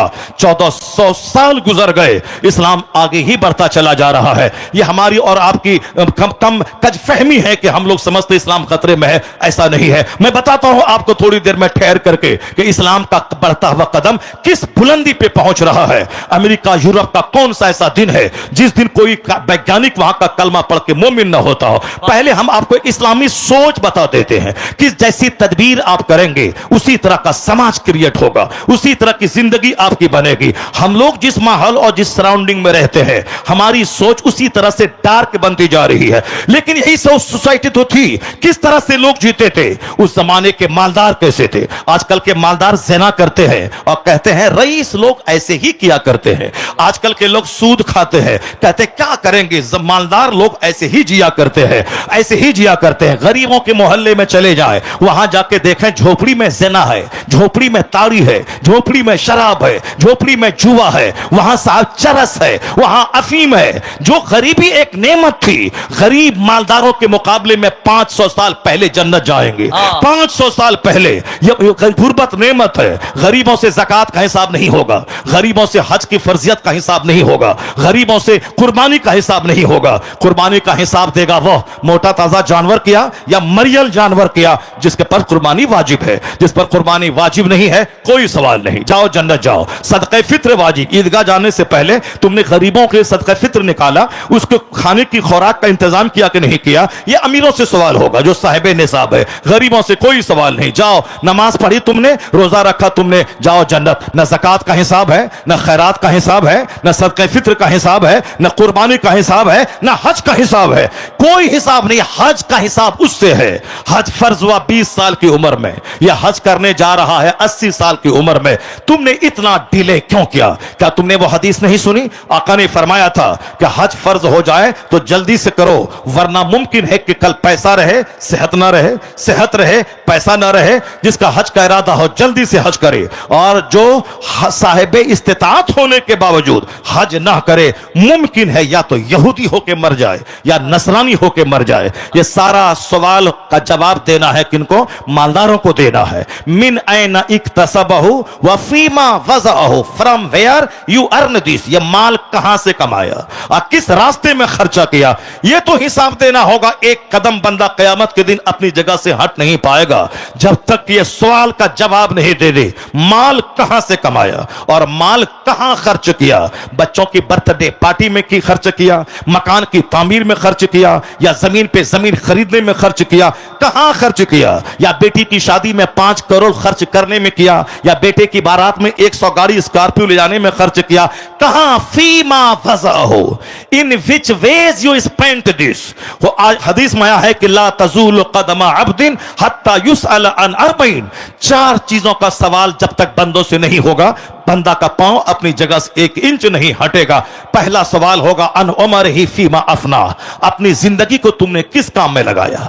अपने बहुमूल्य जीवन, कीमती जिंदगी खेलने कूदने, दूसरों का मुंह देखने, सिनेमा देखने, लड़ाने झगड़ाने, थाने वाली की मुखबिरी करने, पुलिस वालों से साजबाज करके अपने खाते पीते भाई को जेल में फंसाने, जेल में डालने, केस में फंसाने में लगाई? किस काम में लगाई? किस काम में लगाई जिंदगी? सवाल होगा। चूंकि जिंदगी अल्लाह ने दी है, किसी के बाप दादा ने जिंदगी नहीं दी है। मां बाप एक माध्यम है जिसके जरिए से बंदा पैदा होता है, असल पैदा करने वाला खालिक तो अल्लाह है। तो अल्लाह पूछेगा ये जिंदगी, कीमती जिंदगी, नाखून लाजवाब, मोछ लाजवाब, ये सर के बाल लाजवाब। अगर सर के सारे बाल झड़ जाएं तो समाज में निकलना मुश्किल हो जाए। सारे लोग कहेंगे गंजा है, टकला है, और जो टकला गंजा होता है वो अंदर से नामर्द और हिजड़ा भी होता है। क्योंकि सर के बाल का गहरा कनेक्शन नाम कुव्वते मर्दानगी से है, और दाढ़ी के बाल का गहरा कनेक्शन कुव्वते मर्दानगी से है। और जिसकी दाढ़ी नहीं, जो दाढ़ी बार बार मूंडता हो, हकीमों तबीबों ने कहा है 6 नस्ल तक जो दाढ़ी मूंडेगा, 7वीं नस्ल जो पैदा होगी वह हिजड़ों की पैदा होगी, नामर्दों की पैदा होगी। क्योंकि हमने मुंडाया, मेरा बेटा मुंडाया, मेरा पोता मुंडाया, मेरे पोते का बेटा मुंडाया, ये 4 नस्ल हो गई। उसके बाद 2 नस्ल, 6 नस्ल तक जो दाढ़ी मूंडेगा। अच्छा, 7वीं नस्ल जो पैदा होगी वह हिजड़ों और नामर्दों की पैदा होगी। अब कहेंगे अभी जो लोग पैदा हुए ये हिजड़े का हम कहां पैदा हुए? आज से 100 साल पहले सब दाढ़ी रखते थे, हिंदू भी रखते थे, मुसलमान भी रखते थे, क्रिश्चियन रखते थे। आज भी हिंदुओं के जितने पंडित हैं, चाहे आशाराम हो, चाहे साहब वो पंजाब का वो गुरमीत सिंह हो, चाहे कोई भी हो, सबके चेहरे पे लंबी लंबी दाढ़ी। ये साहब देख लें, वो जो योगा मास्टर है, वह योगा मास्टर हरिद्वार का, उसकी भी लंबी दाढ़ी होती है। वह दाढ़ी का मजाक उड़ाने वाला देखा होगा कि कोरोना काल में हमारे प्रधानमंत्री की दाढ़ी भी कितनी लंबी दाढ़ी हो गई थी। अचानक कोई देखे जो नाम न जानता हो, चेहरा न देखा हो, वह समझ ले कोई मौलवी साहब है, जो टेलीविजन पे आके भाषण दे रहा है। किस कदर लंबी दाढ़ी, और आज भी दाढ़ी है। यह दाढ़ी रखना मर्दों की पहचान है। और जो दाढ़ी मूंडेगा 7 नस्ल तक, तो 8वीं नस्ल या 7वीं नस्ल जो पैदा होगी वह नामर्दों की पैदा होगी। अल्लाह ने मर्द औरतों के चेहरे पे दाढ़ी नहीं दी, मर्दों के चेहरे पे दाढ़ी दी है। मर्दों औरतों के चेहरे पे दाढ़ी के बाल उगे यह ऐब की बात है, तो मर्दों के चेहरे से दाढ़ी के बाल हटे तो यह भी ऐब की बात है। इसलिए औरतों को हुस्न इसीलिए है दाढ़ी के बाल चेहरे पे ना रहे। अब मर्द का हुस्न यह है कि दाढ़ी के बाल मर्द के चेहरे पे रहे, या इनके लिए है। ये बता दें कि सर के बाल कितनी बड़ी नेमत है, यह दाढ़ी के बाल कितनी बड़ी नेमत है, यह नाखून कितनी बड़ी नेमत है। सर से लेके पांव तक अरबों महासंख्यों साहब रुपए की जो दौलत अल्लाह ने जिस्म की सूरत में दिया है, इसका तुमने बदला क्या दिया? इसका शुक्राना तुमने क्या अदा किया? इस जिंदगी को किस काम में तुमने लगाई? इसका सवाल जब तक जवाब बंदा नहीं देगा 1 इंच नहीं हटेगा। दूसरा सवाल होगा, तुमने जवानी किस काम में लगाई? बुढ़ापे में तो सारे लोग नेक बन जाते हैं, बचपन में तो सारे बच्चे खेलते कूदते हैं, बुढ़ापे में बूढ़ा आदमी की जब कमर नहीं उठेगी तो वह क्या गुनाह करेगा? बुढ़ापे में जब हाथ थरथराएगा तो क्या शराब का गिलास लेके पिएगा? असल तौबा जवानी की है। किताब में आया है अल्लाह तबारक व तआला 70 बूढ़ों की तौबा से उतना खुश नहीं होता जितना एक जवान की तौबा से खुश होता है। चूंकि जवान के बदन में शहवत ख्वाहिशात की आग लगी होती है, जवान के बदन में तमन्नाएं हैं, सीने में आरजुएं हैं, विशेष हैं, डिजायर्स हैं, बेशुमार ख्वाहिशात हैं। किसी को देखने का, कुछ पीने का, लड़ने झगड़ने का, सब बदकारी करने का, कोठे पे जाने का, मगर जो ख्वाहिशात पे कंट्रोल कर ले, खबरदार नहीं कदम बढ़ाना है। और रोने लगे, अल्लाह से भीख मांगे, इलाही गुनाहों से बचा दे, अब मैं तौबा करता हूं, मैं गुनाह नहीं करूंगा, तो जवान की तौबा 70 बूढ़ों की तौबा से बेहतर है। अल्लाह खुश होता है। इसलिए असल इबादत जवानी की। बुढ़ापे में सजदे में जाएगा, पीछे से हवा निकल जाएगी, रोता हुआ मस्जिद से बाहर आ जाएगा। बुढ़ापे में हज करेगा, 99 हाजी हज के बहुत सारे अरकान छोड़ के रोते हुए आते हैं और ये कहते असल हज तो जवानी का हज है। बुढ़ापे में तो एक रुक्न अदा करता है, दूसरा रुक्न छोड़ता है, तरतीब नहीं अदा कर पाता, बैठ के रोता है। इसलिए असल हज जवानी की, असल नमाज जवानी की। आदमी ईशा पढ़ के मस्जिद में जाए, फजर की नमाज पढ़ के आए, असर पढ़ने मस्जिद जाए, मगरिब की नमाज पढ़ के आए। बुढ़ापे में जब मर्ज लाहिक होगा तो आदमी 1 घंटा पेशाब को रोक नहीं पाएगा, पेशाब उसको हर 1 घंटे के बाद लगेगा, रिया खारिज होगी। इसलिए असल इबादत जवानी की है। बुढ़ापे में कौन जिंदा रहेगा बुढ़ापे तक? इसलिए जवानी के बारे में सवाल होगा। जवानी में जबान का क्या इस्तेमाल किया, आंख का क्या इस्तेमाल किया, ख्वाहिशात का तुम कंट्रोल तुमने कैसा बांधा, शर्मगाहों का कैसा इस्तेमाल किया? तो सवाल होगा जवानी किस काम में गुजारी। चौथा सवाल होगा, तीसरा सवाल होगा माल का माल कहां सर रोक लिया जाएगा? जवाब दो। गेहूं का हिसाब, धान का हिसाब, आम का हिसाब, खीरा का हिसाब, ककड़ी का हिसाब, ये सारा हिसाब दो। सारा हिसाब देने में रहेगा मालदार और गरीब 500 साल पहले जन्नत चला जाएगा। गरीब सिर्फ नमाज का हिसाब दे, गरीब सिर्फ रोजे का हिसाब दे। रोजा अमीर गरीब मर्द औरत देहाती सब पर फर्ज है, और रोजा साल में 1 महीना फर्ज है, और नमाज रोजाना 5 टाइम फर्ज है। नमाज में ज्यादा टाइम नहीं लगता। फजर में 10 मिनट, जोहर में 15 मिनट, असर में 10 मिनट, मगरिब में 10 मिनट, ईशा में 15 से 20 मिनट। 12 घंटा जोहर असर फजर से लेकर जोहर तक कोई नमाज फर्ज नहीं है। उस टाइम में वो कमाने का टाइम है, स्कूल का टाइम है, खेती बाड़ी का टाइम है, दुकान में बैठने का टाइम है। इस वक्त में कोई नमाज फर्ज नहीं, फजर से लेकर जोहर तक, ताकि खूब कमाओ, खूब खाओ, खूब खेती बाड़ी करो, खूब दुकान में बैठो। जैसे ही बदन को फ्यूल चाहिए दोपहर के टाइम में, तो दोपहर में जोहर में अल्लाह को सजदा कर ले, फिर काम पे जा, 2 घंटा काम कर, फिर असर में खुदा को सजदा करने आ जा, फिर 1 घंटा बाजार जा, फिर दून डूबने के बाद मगरिब में खुदा को सजदा कर, फिर बाल बच्चों के साथ रह, और रात में आखिरी बड़ी नमाज ईशा की नमाज पढ़ ले। उसके बाद सो जा, 8 घंटे की गहरी नींद ले, ताकि दिन भर की सारी थकावट तू दूर कर जाए। क्या मतलब अल्लाह ने जो नमाज का टाइमिंग रखा है, यह भी हिकमतों से भरा हुआ है। काम के टाइम में जो असल टाइम है फजर से जोहर का, उस टाइम में कोई नमाज फर्ज नहीं है। इशराक पढ़े तो सवाब नहीं, पढ़े तो कोई गुनाह नहीं। चाश्त पढ़े तो सवाब नहीं, पढ़े तो कोई गुनाह नहीं। फर्ज कोई नमाज नहीं है, यह टाइमिंग है। तो तुम 24 घंटे में 8 घंटे सो, 8 घंटे दुकान में काम करो। सिर्फ 1 घंटा निकाल कर 5 बार अपने पैदा करने वाले खालिक को सजदा कर। 1 घंटा सजदा कर, अल्लाह 24 घंटे की बरकतें अता कर देगा। अल्लाह तेरा चेहरा हरा भरा रखेगा। जो फजर की नमाज पढ़ ले, दिन भर चेहरा क्रीम की तरह चमकता रहेगा। जो जोहर की नमाज पढ़े, जो फजर की नमाज पढ़े, चेहरा चमकता रहेगा। जो जोहर पढ़े, रोजी में खूब बरकत होगी। जो असर की नमाज पढ़े, बदन में खूब बरकत होगी, ताकत मिलेगी, बीमारी घटेगी। जो मगरिब की नमाज पढ़े, उसकी औलाद में फरमा बरदारी होगी। बच्चे आंख नहीं दिखाएंगे। बेटी माँ बाप को ठेंगा दिखाकर गैरों के साथ भागकर खानदान की नाक मिट्टी में नहीं मिलाएगी, आबरू की धज्जियां नहीं उड़ाएगी। या बेटे सीना तान कर आंख दिखा के बाप को मारने की धमकी नहीं देंगे। जो मगरिब की नमाज पाबंदी से पढ़ता रहेगा, औलाद में फरमा बरदारी अल्लाह देगा। जो ईशा की नमाज पढ़ेगा, अल्लाह नींद में बरकत देगा। वह 4 घंटे भी सो जाए, सारी थकावट दूर हो जाएगी। उसको रिफ्रेश होकर सुबह अपनी दुकान, अपने खेत, अपने खलियान में बैठा रहेगा। और इसके बरक्स अपोजिट में जो फजर छोड़ेगा, अल्लाह चेहरे का नूर मिटा देगा, अल्लाह चेहरे का नूर छीन लेगा। वह दिन भर चाहे लिपस्टिक लगाए, कि फेयर एंड लवली लगाए, कि लेकमी लगाए, चाहे जो करना हो उसे, इस पाई में जाए, चाहे जहां जाए, इस हाउस में जाए, जब साहब वो ब्यूटी पार्लर में जाए, चेहरे पे जो हकीकी चार्मिंग है अल्लाह उसको मिटा देगा। जो जोहर छोड़ेगा, अल्लाह ताला उसकी रोजी से बरकतें मिटा देगा। वह 1000 कुंटल मकई उपजा ले, अल्लाह ताला बरकत ही खत्म कर देगा। सर ढांपेगा पैर खुलेगा, पैर ढांपेगा सर खुलेगा। करोड़ों कमाने के बाद भिखारी रहेगा।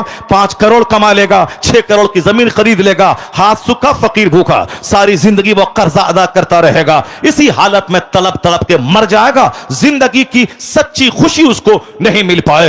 और जो शख्स फजर पढ़ेगा, मामूली भी कमा ले, अल्लाह उसमें बरकतें अता करेगा।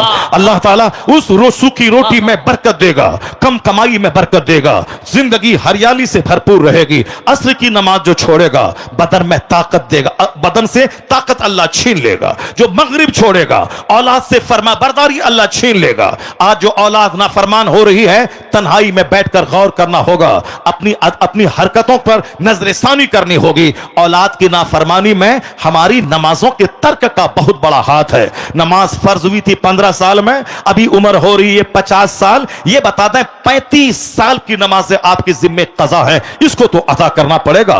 35 बार हज भी कर लें, मगर ये 35 साल की नमाज आपके जिम्मे से छूटेगी नहीं, साकित नहीं होगी, इसको तो अदा करना पड़ेगा।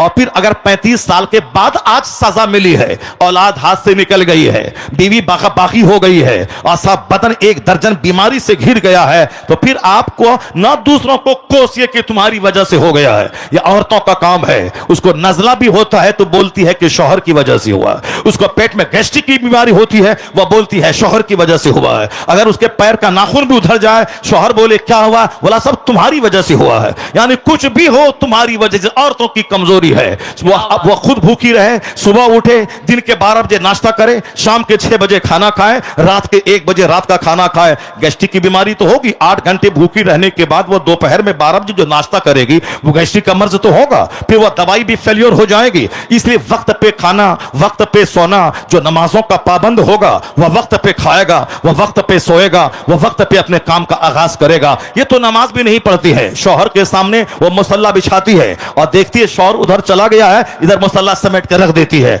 और जब देखता शौहर आया है नमाज असर के टाइम में, बीवी बच्ची से कहती है कि मुसल्ला कहां है। मुसल्ला को झाड़ने लगती है, उसको सीधे ढंग से बिछाती है और देखा शौहर उधर गया, इधर मुसल्ला उठा के रख देती है। नमाजों में सुस्ती करती है। आका फरमाते हैं कुम तो अला बाबी नार, हम जहन्नम के दरवाजे पे जब खड़े हुए, राई तो अक्सरा अहले हन्निसा, मुस्तफा कहते जब मैंने जहन्नम के दरवाजे पे खड़ा हुआ और जब मैंने जहन्नम में देखा तो देखा कि जहन्नम में कसरत से सिर्फ औरतें हैं, कसरत से औरतें हैं जहन्नम में। एक हदीस में आया है कि 1000 में 999 लोग जहन्नम जाएंगे और एक आदमी जन्नत जाएगा। तो जन्नत में करोड़ों लाखों में कोई कोई जाएगा और जहन्नम में थोक के थोक जाएंगे। उसका सबूत क्या है? मस्जिद में कम लोग नमाजी हैं और बाहर मेला में हजारों लोग हैं। जलसे में कम लोग बैठकर कुरान हदीस सुन रहे हैं और मेला में हजारों लोग हैं। इसी से समझ जाए कि जहन्नमी की तादाद ज्यादा है, जन्नती की तादाद कम है। जन्नती कितने हैं अंदाजा आप लगा सकते हैं। कोई टेंशन मत लें उसका जो मेला में घूम रहा है, बल्कि आप भी मेला में घूमते, मगर अल्लाह ने आपको बचाया, आपको तौफीक दे दी कि जन्नती माहौल में बैठ के जन्नत के माहौल में हो रहा। ये अपनी किस्मत पे नाज करें कि आप उन गाफिलों की तरह नहीं हुए। अल्लाह ने अपने जाकिरीन की सफ में आपको शामिल फरमाया है। निगेटिव नहीं सोचें, हमेशा पॉजिटिव सोचें। पॉजिटिव सोचेंगे तो बिल्कुल अपने आप में हमेशा सोचेंगे। दूसरा क्या कर रहा है करे, हमको क्या करना है, ये मेरे मौलाना का काम है। जब वह बुराई देखे तो डांट डपट के रोके। दवाई जो तल्ख होती है वह ज्यादा असरदार होती है। हमेशा मीठी दवाई देंगे, मीठी दवाई का फायदा नहीं होता उतना। जो दवा ज्यादा तल्ख होती है, जो दवा ज्यादा कड़वी होती है, वो ज्यादा फायदा करती है। हुजूर फरमाते मर रहा मिनकुम मुनकरन फलयुगय्यिरहु बियदी।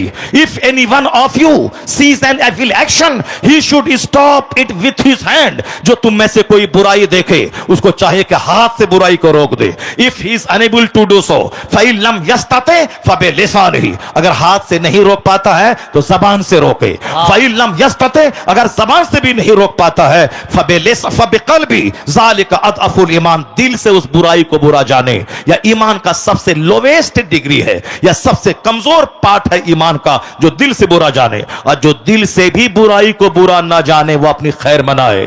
खैर मनाए कि ईमान का क्या हिस्सा उसके दिल में है। या लोवेस्ट डिग्री है शराब को बुरा जानना, ताड़ी को बुरा जानना, सूद को बुरा जानना, बेपर्दगी को बुरा जानना, नमाज छोड़ने को हराम जानना। ये कम जाने की एक शख्स कितना बदनसीब है जो नमाज नहीं पढ़ रहा है। और जो नमाज छोड़ने को भी अच्छा समझे वो अपने ईमान की खैर मनाए, उसका ईमान चौराहे पे लूट जाएगा।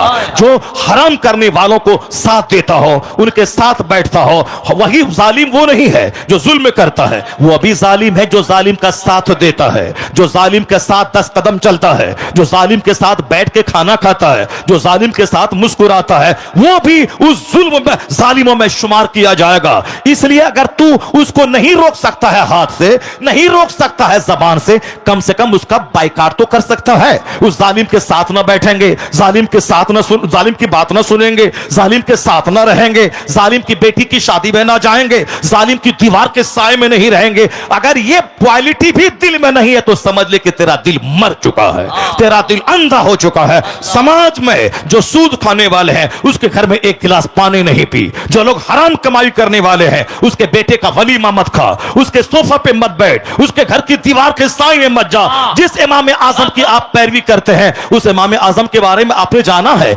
एक बार चोरी की एक बकरी चोरी हो गई, एक बकरी की चोरी हो गई। इमाम आजम हमने एक साल तक 6 महीने तक बकरी का गोश्त खाना छोड़ दिया, या सोचकर शायद यह गोश्त उसी बकरी का ना हो, शायद यह गोश्त उसी बकरी का ना हो। 6 महीने तक, साल भर तक आपने बकरी का गोश्त खाना छोड़ दिया। एक शख्स ने आपसे सूद का आपसे कर्ज लिया था, वो कर्ज लिया था। एक बार जनाजे में हाजिर हुए, जबरदस्त धूप थी, लोग भाग भाग के दरख्त और दीवार का साया ढूंढते थे। मेरे इमाम आजम वह दीवार के साए में खड़े न हुए। किसी ने कहा हुजूर बहुत सख्त धूप है, आप इस दीवार के साए में खड़े हो जाएं ताकि थोड़ी सी राहत मिल जाए। कहा नहीं खड़ा रहूंगा। कहा क्यों? कहा यह घर वाला मुझसे पैसा कर्ज लिया है, यह मेरा कर्जदार है, और हदीस में आया है कर्ज देकर जो नफा लिया जाए वही सूद है। अगर मैं इसकी दीवार के साए में रहा, यह नफा लेना, फायदा लेना हो गया, इसलिए मैं इसकी दीवार के साए में नहीं रहूंगा। यह मेरा कर्जदार है। खूब मजे ले लेके वलीमा खाना, आधा खाना आधा फेंकना, खूब मजे ले लेकर गाड़ी पे जब बैठना, खूब मजे ले लेकर शराबी जालिम पापी सूदखोर के पास बैठकर घंटों बातें करना। तन्हा बैठे हैं आलिम, कोई मसला पूछने नहीं जाता। तन्हा बैठे हैं मौलाना, कोई इनके पास हरामो हलाल सीखने नहीं जाता। इनके पास कुछ मत कर, आलिम के पास आके बैठ जा, नाइबे पैगंबर के पास जब तक बैठा रहेगा, चेहरा देखता रहेगा, तेरी नेकियों में इजाफा होता चला जाएगा। चूंकि नाइबे पैगंबर है, जिस तरह पैगंबर आज़म अलैहिस्सलाम के पास साहबा आते थे, हुजूर का चेहरा देखते थे, सरकार का चेहरा देखना इबादत, उसी तरह हुजूर का जो नाइब है उनकी सोहबत में बैठ, उनकी उस सरकार की बात उनकी ज़बानें सुन, फैज से भरा हुआ रहेगा। आलिम के पास नहीं जाना है, डकैत के पास जाना है, मुखिया शराबी है उसके पास दौड़ना है, समिति सूदखोर है उसके पास दौड़ना है, विधायक ज़िनाकार है उसके दरवाजे पे हजारों की भीड़ लगी है, साहब ये मर्डरर हत्यारा डकैत चोर है, ये एमपी उसके पास 50 गाड़ी आगे पीछे की भीड़ लगी है। ये मत देखना, देखना जैसा वो है उसका साथ देने वाला भी वैसा, उसका दिल उजड़ा हुआ है, उसका दिल मरा हुआ है। आलिम के पास कौन बैठेगा? जलसे में कुरान हदीस कौन सुनेगा? अब वही सुनेगा जिस पर अल्लाह अपना फजल करेगा, वही दीनदारों से मोहब्बत करेगा। जो खुद जन्नती होगा वह जन्नती से प्यार करेगा, जन्नती होगा वह जन्नती से प्यार करेगा। मज़हब-ए इस्लाम, मसले आला हजरत। खुद जो जन्नती होगा वह जन्नतियों से प्यार करेगा, और खुद जो जहन्नमी होगा वह जहन्नमी से प्यार करेगा। मुंह बौका बन के नहीं रहना है, घोंगा बन के नहीं रहना है। समाज में अगर घोंगा रहा आदमी और बुराई के खिलाफ नहीं बोला तो अल्लाह का अजाब आम नाजिल हो जाएगा।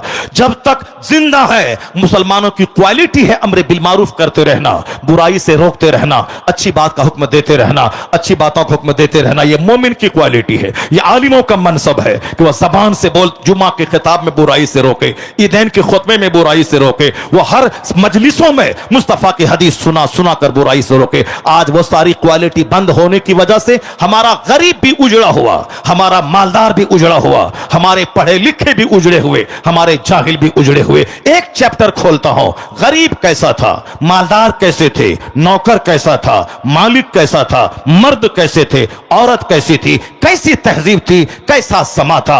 बगदाद मोहल्ला का नाम सुना होगा, बसरा का नाम सुना होगा, कूफा का नाम सुना होगा।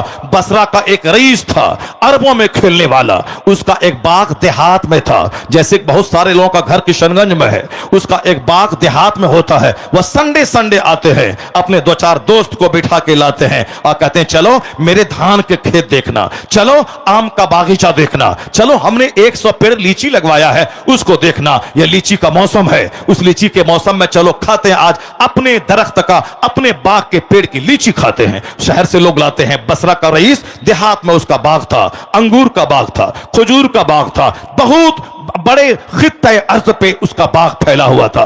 दोस्त को कभी कभी लाते थे।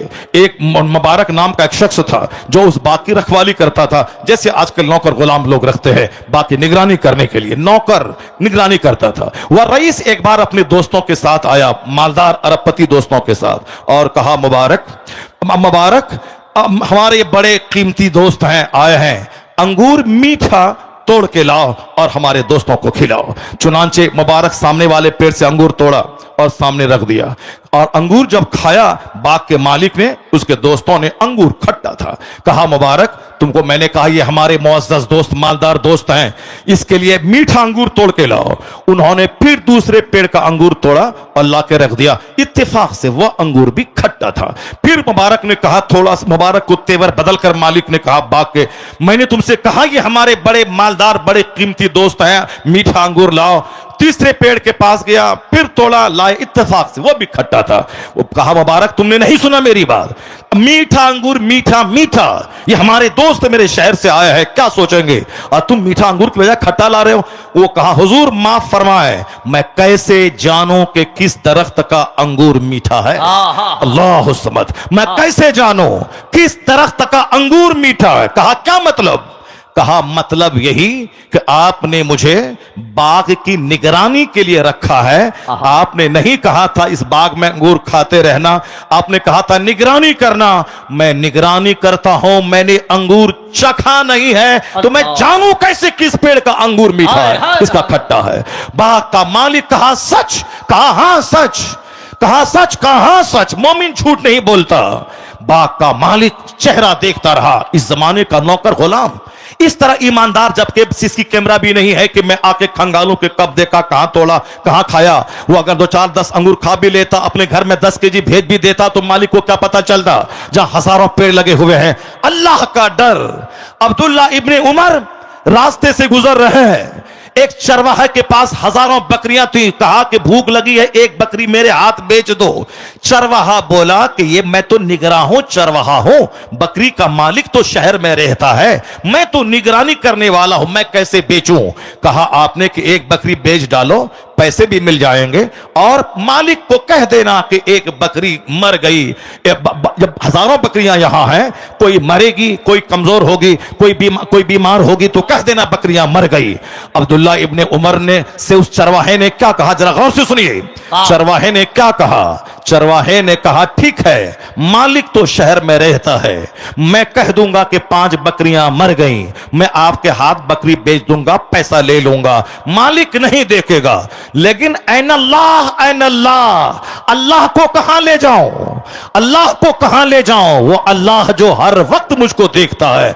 अब्दुल्ला इब्ने उमर दंग रह गए। कहा चरवाहा इतना खुदा की मौजूदगी पे विश्वास करता है कि मालिक रहे शहर में, ये यहां अल्लाह के डर से, गुनाहों से बचता है। चरवाहे के ईमान का ये आलम है, उस जमाने के मुत्तकी परहेजगार लोगों के ईमान का क्या आलम होगा।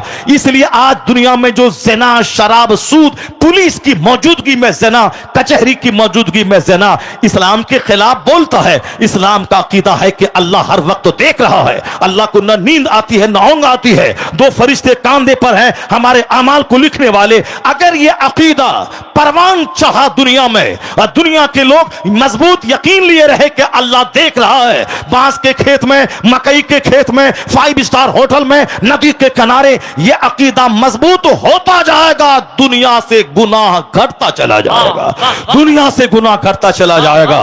काफिर तो कहता ही नहीं कि अल्लाह है, मुसलमान कहता भी है तो जबान से कहता है, हल्क के नीचे नहीं उतरता है। और जिस दिन हल्क के नीचे ये ईमान उतर जाए, उस दिन वह रात के सन्नाटे में अल्लाह से डरेगा, वह दिन के उजाले में अल्लाह से डरेगा। क्या डर खौफ एक नौकर का। वो बाग का मालिक बोला मुबारक ये बात सच कहते हो? कहा हुजूर सच कहता हूं, मेरा रब जानता है मैंने आपके बाग का एक अंगूर चखा नहीं है। कहा मुबारक एक बात बताओ, तुम्हारी ईमानदारी ने मेरे दिल को हिला डाला है, तुम्हारी शादी हुई है? कहा नहीं शादी हुई है। मुझ गरीब मिस्कीन नौकर बाग में काम करने वाले को कौन अपनी बेटी देगा? कहा कि अगर मैं अपनी बेटी तुझको दे दूं, अल्लाह समद, कैसे मालदार कैसे रईस है, अगर मैं अपनी बेटी तुझको दे दूं, तो मुबारक ये नहीं बोला हाँ हाँ मत दीजिए, आप मालिक हैं, आप बाग के मालिक हैं, मैं आपका नौकर हूं, अरबपति कहीं नौकर को बेटी देगा? नहीं नहीं हुजूर, ये नहीं बोला। क्या वो मुबारक जो कि पढ़ा लिखा आदमी था, वह नौकरी करना ऐब की बात नहीं है। पढ़ने लिखने के बाद नौकरी करना, मजदूरी करना ऐब की बात है, झूठ बोलना ऐब की बात है, शराब बेचना ऐब की बात है, सूद खाना ऐब की बात है, मगर गुनाह करना ऐब की बात है, मगर चाय बेचना, हलाल कमाना यह ऐब की बात नहीं। हलाल का 1 रुपया हराम के 1 करोड़ से बेहतर है। इसको गिरा बांध के रखना पड़ेगा। अल्लाह को जवाब देना है। 2 फरिश्ते देख रहे हैं, जमीन सीसी कैमरा की तरह देख रही है। मरने के बाद कल हिसाब देना है। इस अकीदे को मजबूत रखना है तो बंदा सोने की दीवार, मिट्टी की दीवार दोनों को बराबर समझेगा। क्योंकि अकीदा आखिरत कमजोर हो रहा है और अल्लाह देख रहा है, यह अकीदा कमजोर हो रहा है। इसलिए बंदा कहता मरने के बाद जो होगा देखा जाएगा। अभी घर, मकान, दुकान, अच्छा खाना पीना, कपड़ा, बेटी, दामाद, नौकर, चाकर अभी चाहिए, मरने के बाद जो होगा देखा जाएगा। यह कमजोरों की कहानी है जो 1 मिनट को खुशहाल बनाना चाहता है और जहां खरबों साल रहना है वहां की आग अपने हिस्से में करना चाहता है। अक्लमंद वो है जो 1 मिनट जैसे तैसे रह जाए ताकि खरबों साल की जन्नत उसकी तकदीर में लिख दिया जाए। अक्लमंद हमेशा आखिरत की बात करता है। मुबारक को कहा बाग का मालिक, अगर मैं अपनी बेटी तुझे दे दूं तो वो क्या कहता है, जवाब सुनिए। सारे मुसलमान गौर से सुने। बस 10 लाख चाहिए, बुलेट चाहिए, मोटरसाइकिल चाहिए, सारी जिंदगी बीवी की नौकरानी कर नौकर बन के रहें, उसकी गुलामी में रहें, उसके एहसान तले दबे रहें, सब चलेगा, मगर 7 लाख रुपया चाहिए ताकि उसकी शादी ही में सारा खर्चा हो जाए और हम शोहरे नामदार बन के रहें, अपना पैसा खर्चा ना हो, उसी के तेल से मछली तल दें, वो सारा खर्चा उसी से हो जाए, जेवरात, बाजार का मंडप का खर्चा, गाड़ी, कपड़े का खर्चा सब उसी से हो जाए। किस कदर छोटी सोच हो गई। मुबारक कहने लगा, हां हां, यहूदी शादी ब्याह में माल देखता है। मुबारक क्या कह रहा, इस्लामी अकीदा कह रहा है। मब कौन, बाग के मालिक से कहता, हां हां, अगर आपके दिमाग में यह बात आ रही है, कोई चौंकाने वाली बात नहीं है। मुबारक कहता है यहूदी शादी में माल देखता है। जो लोग शादी में माल की बात करते हैं, गाड़ी, छकड़ा, बुलेट जब चलता है बुलेट, जमीन थर थर कांपती है। सब लड़के की तमन्ना है कि बुलेट मिले, जमीन थर थर कांपेगी, बुलेट चाहिए, बुलेट, सब गंवार को बुलेट चाहिए। और आजकल जो कलवा है, उस कलवे को भी हूर जैसी औरत चाहिए। ये अपना आईना नहीं देखता कि मेरा मुंह कैसा है, उसको गोरी औरत चाहिए, उसको करीना जैसी खूबसूरत चाहिए। उसको कहिए तेरी बहन जो काली है वो कहां जाएगी। अगर हर लड़का गोरी औरत को पसंद करे तो तेरी काली बहन को कौन उठाएगा। तेरी काली बहन किसके निकाह में जाएगी। वो अपना चेहरा नहीं देखता, वो अपना कद नहीं देखता, वह सब सपना पाले हुआ है कि बीवी हसीन होनी चाहिए, चाहे उसके 4 हमल हॉस्पिटल में गिरे हो मगर मुंह खूबसूरत होना चाहिए, चाहे उसकी मां आवारा हो मगर मुंह खूबसूरत होना चाहिए, सिर्फ मुंह खूबसूरत होना चाहिए, चाहे दिल उजड़ा हुआ हो, किरदार उजड़ा हुआ हो। हमारे पैगंबर ने क्या कहा, वाला इमरातुस सौदा, मुस्तफा फरमाते हैं वाला अमतुस सौदा ज़ातु दीनिन अफजल। आका कहते हैं काली कलोटी दीनदार औरत तेरे हक में बेहतर है। काली कलोटी दीनदार औरत तेरे हक में बेहतर है। गोरी नारी खूबसूरत औरतें अगर शौहर से ज्यादा खूबसूरत उसका देवर मिल गया, शौहर को धक्के दे के भगा देती है, देवर के साथ भाग जाती है। इसलिए मुस्तफा ने कहा था ला तज़व्वजुहुन्ना ले हुस्ने हिन्ना, औरतों का सिर्फ हुस्न देख के शादी मत कर। आज गंवार, जाहिल, पढ़ा बेपढ़ा, लुच्चा, लफंगा, चपरासी, मास्टर, दारोगा सब यही कहता है खूबसूरत खातून चाहिए। 1 साल के बाद जब वह लड़की हकीकी रंग दिखलाती है, पहले तो गोरा रंग देख के इसको उस पर फिदा होना चाहता है, जब उसके बाद वह हकीकी रंग दिखलाती है तब बात बंद है। ले ससुराल में फेंक दिया, तलाक दे दिया, घर से बाहर निकल गया, जहर खा के मर गया, ये सारी चीजें हो रही है। समाज में ऐसा हो रहा है। पहले गोरा रंग देखा था, अब जहर खा के मरना चाहता है। मुस्तफा से हट के जो जिएगा वह कभी मंजिल मकसूद पे नहीं पहुंचेगा।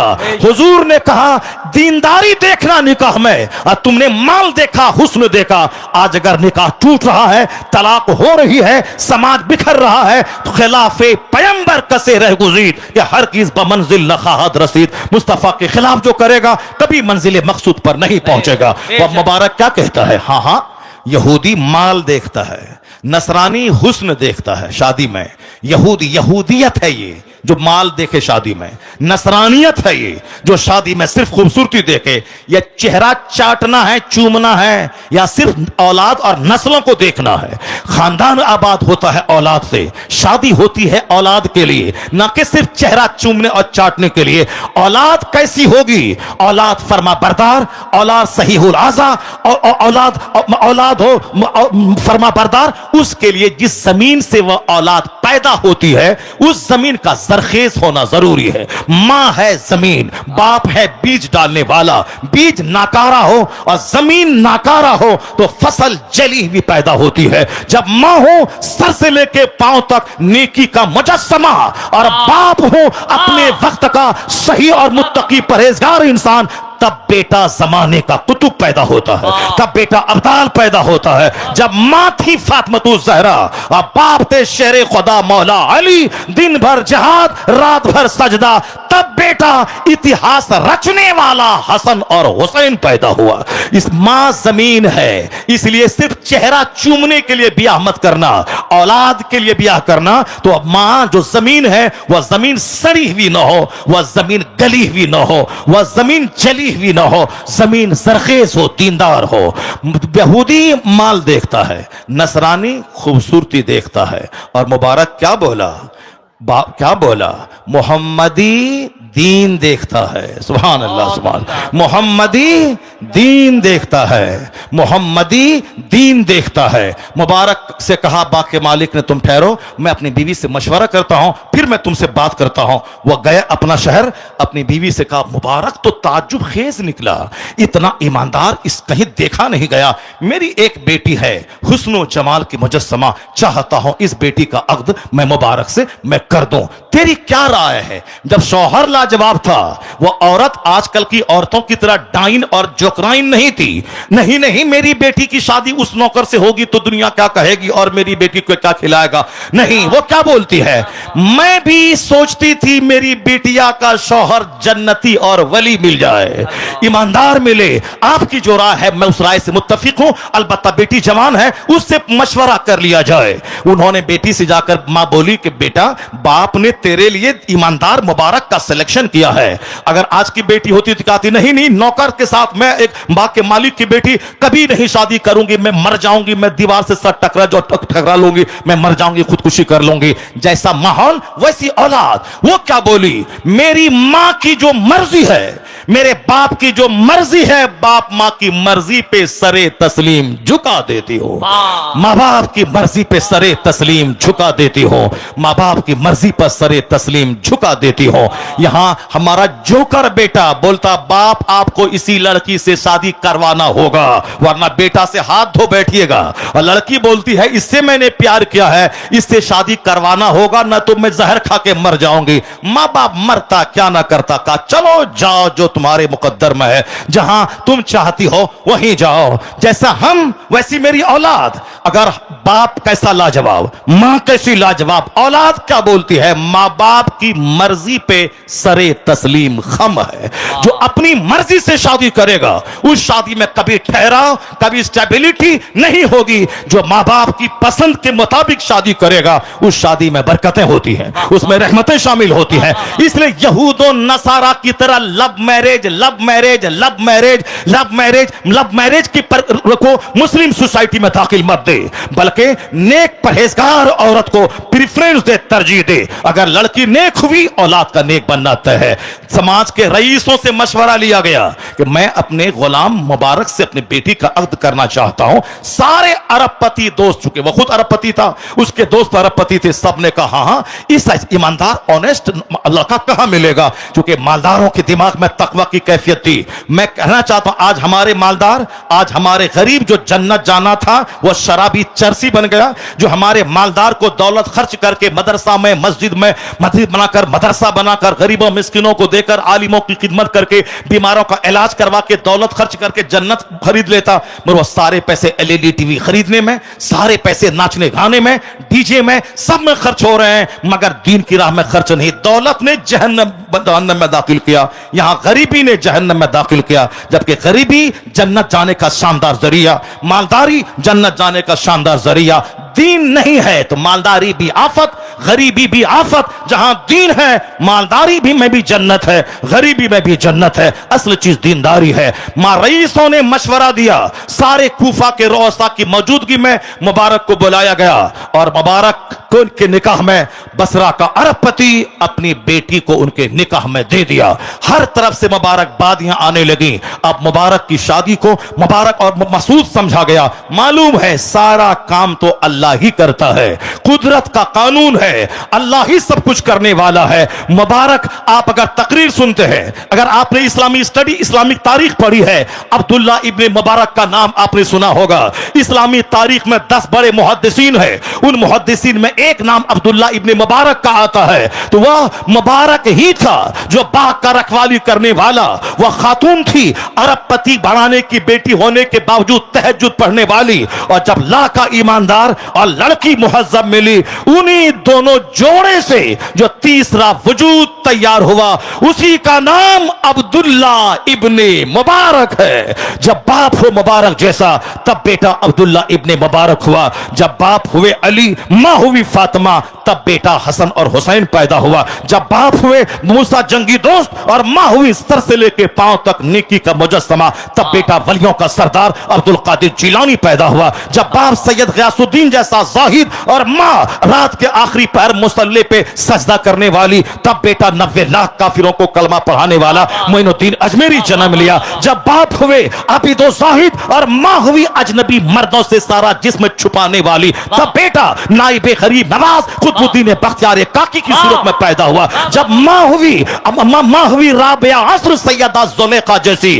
और बाप हुए आबिदो जाहिद, तो बेटा बादशाह से लेकर चपरासी तक तहज्जुद पढ़वाने वाला महबूब इलाही निजामुद्दीन देहलवी पैदा हुआ। और जब बाप हुआ मुफ्ती नकी अली खां और मां हुई तहज्जुद गुजार, तब बेटा करोड़ों मुसलमानों का सरदार अहमद रजा खां पैदा हुआ। और जब दादा हुआ हुज्जतुल इस्लाम और नाना हुआ मुफ्ती आजम हिंद, पर नाना हुआ आला हजरत, और बाबा हुए मुफस्सिर आज़म हिंद, और मां हुई सारा जेवर बेचकर मंजर इस्लाम के मुदर्रिस की तनख्वाह दिलाने वाली। तब उसी कोक का बच्चा 10 करोड़ मुरीदों का मुर्शिद अख्तर रजा का अज़हरी ताजु शरीयत। नारे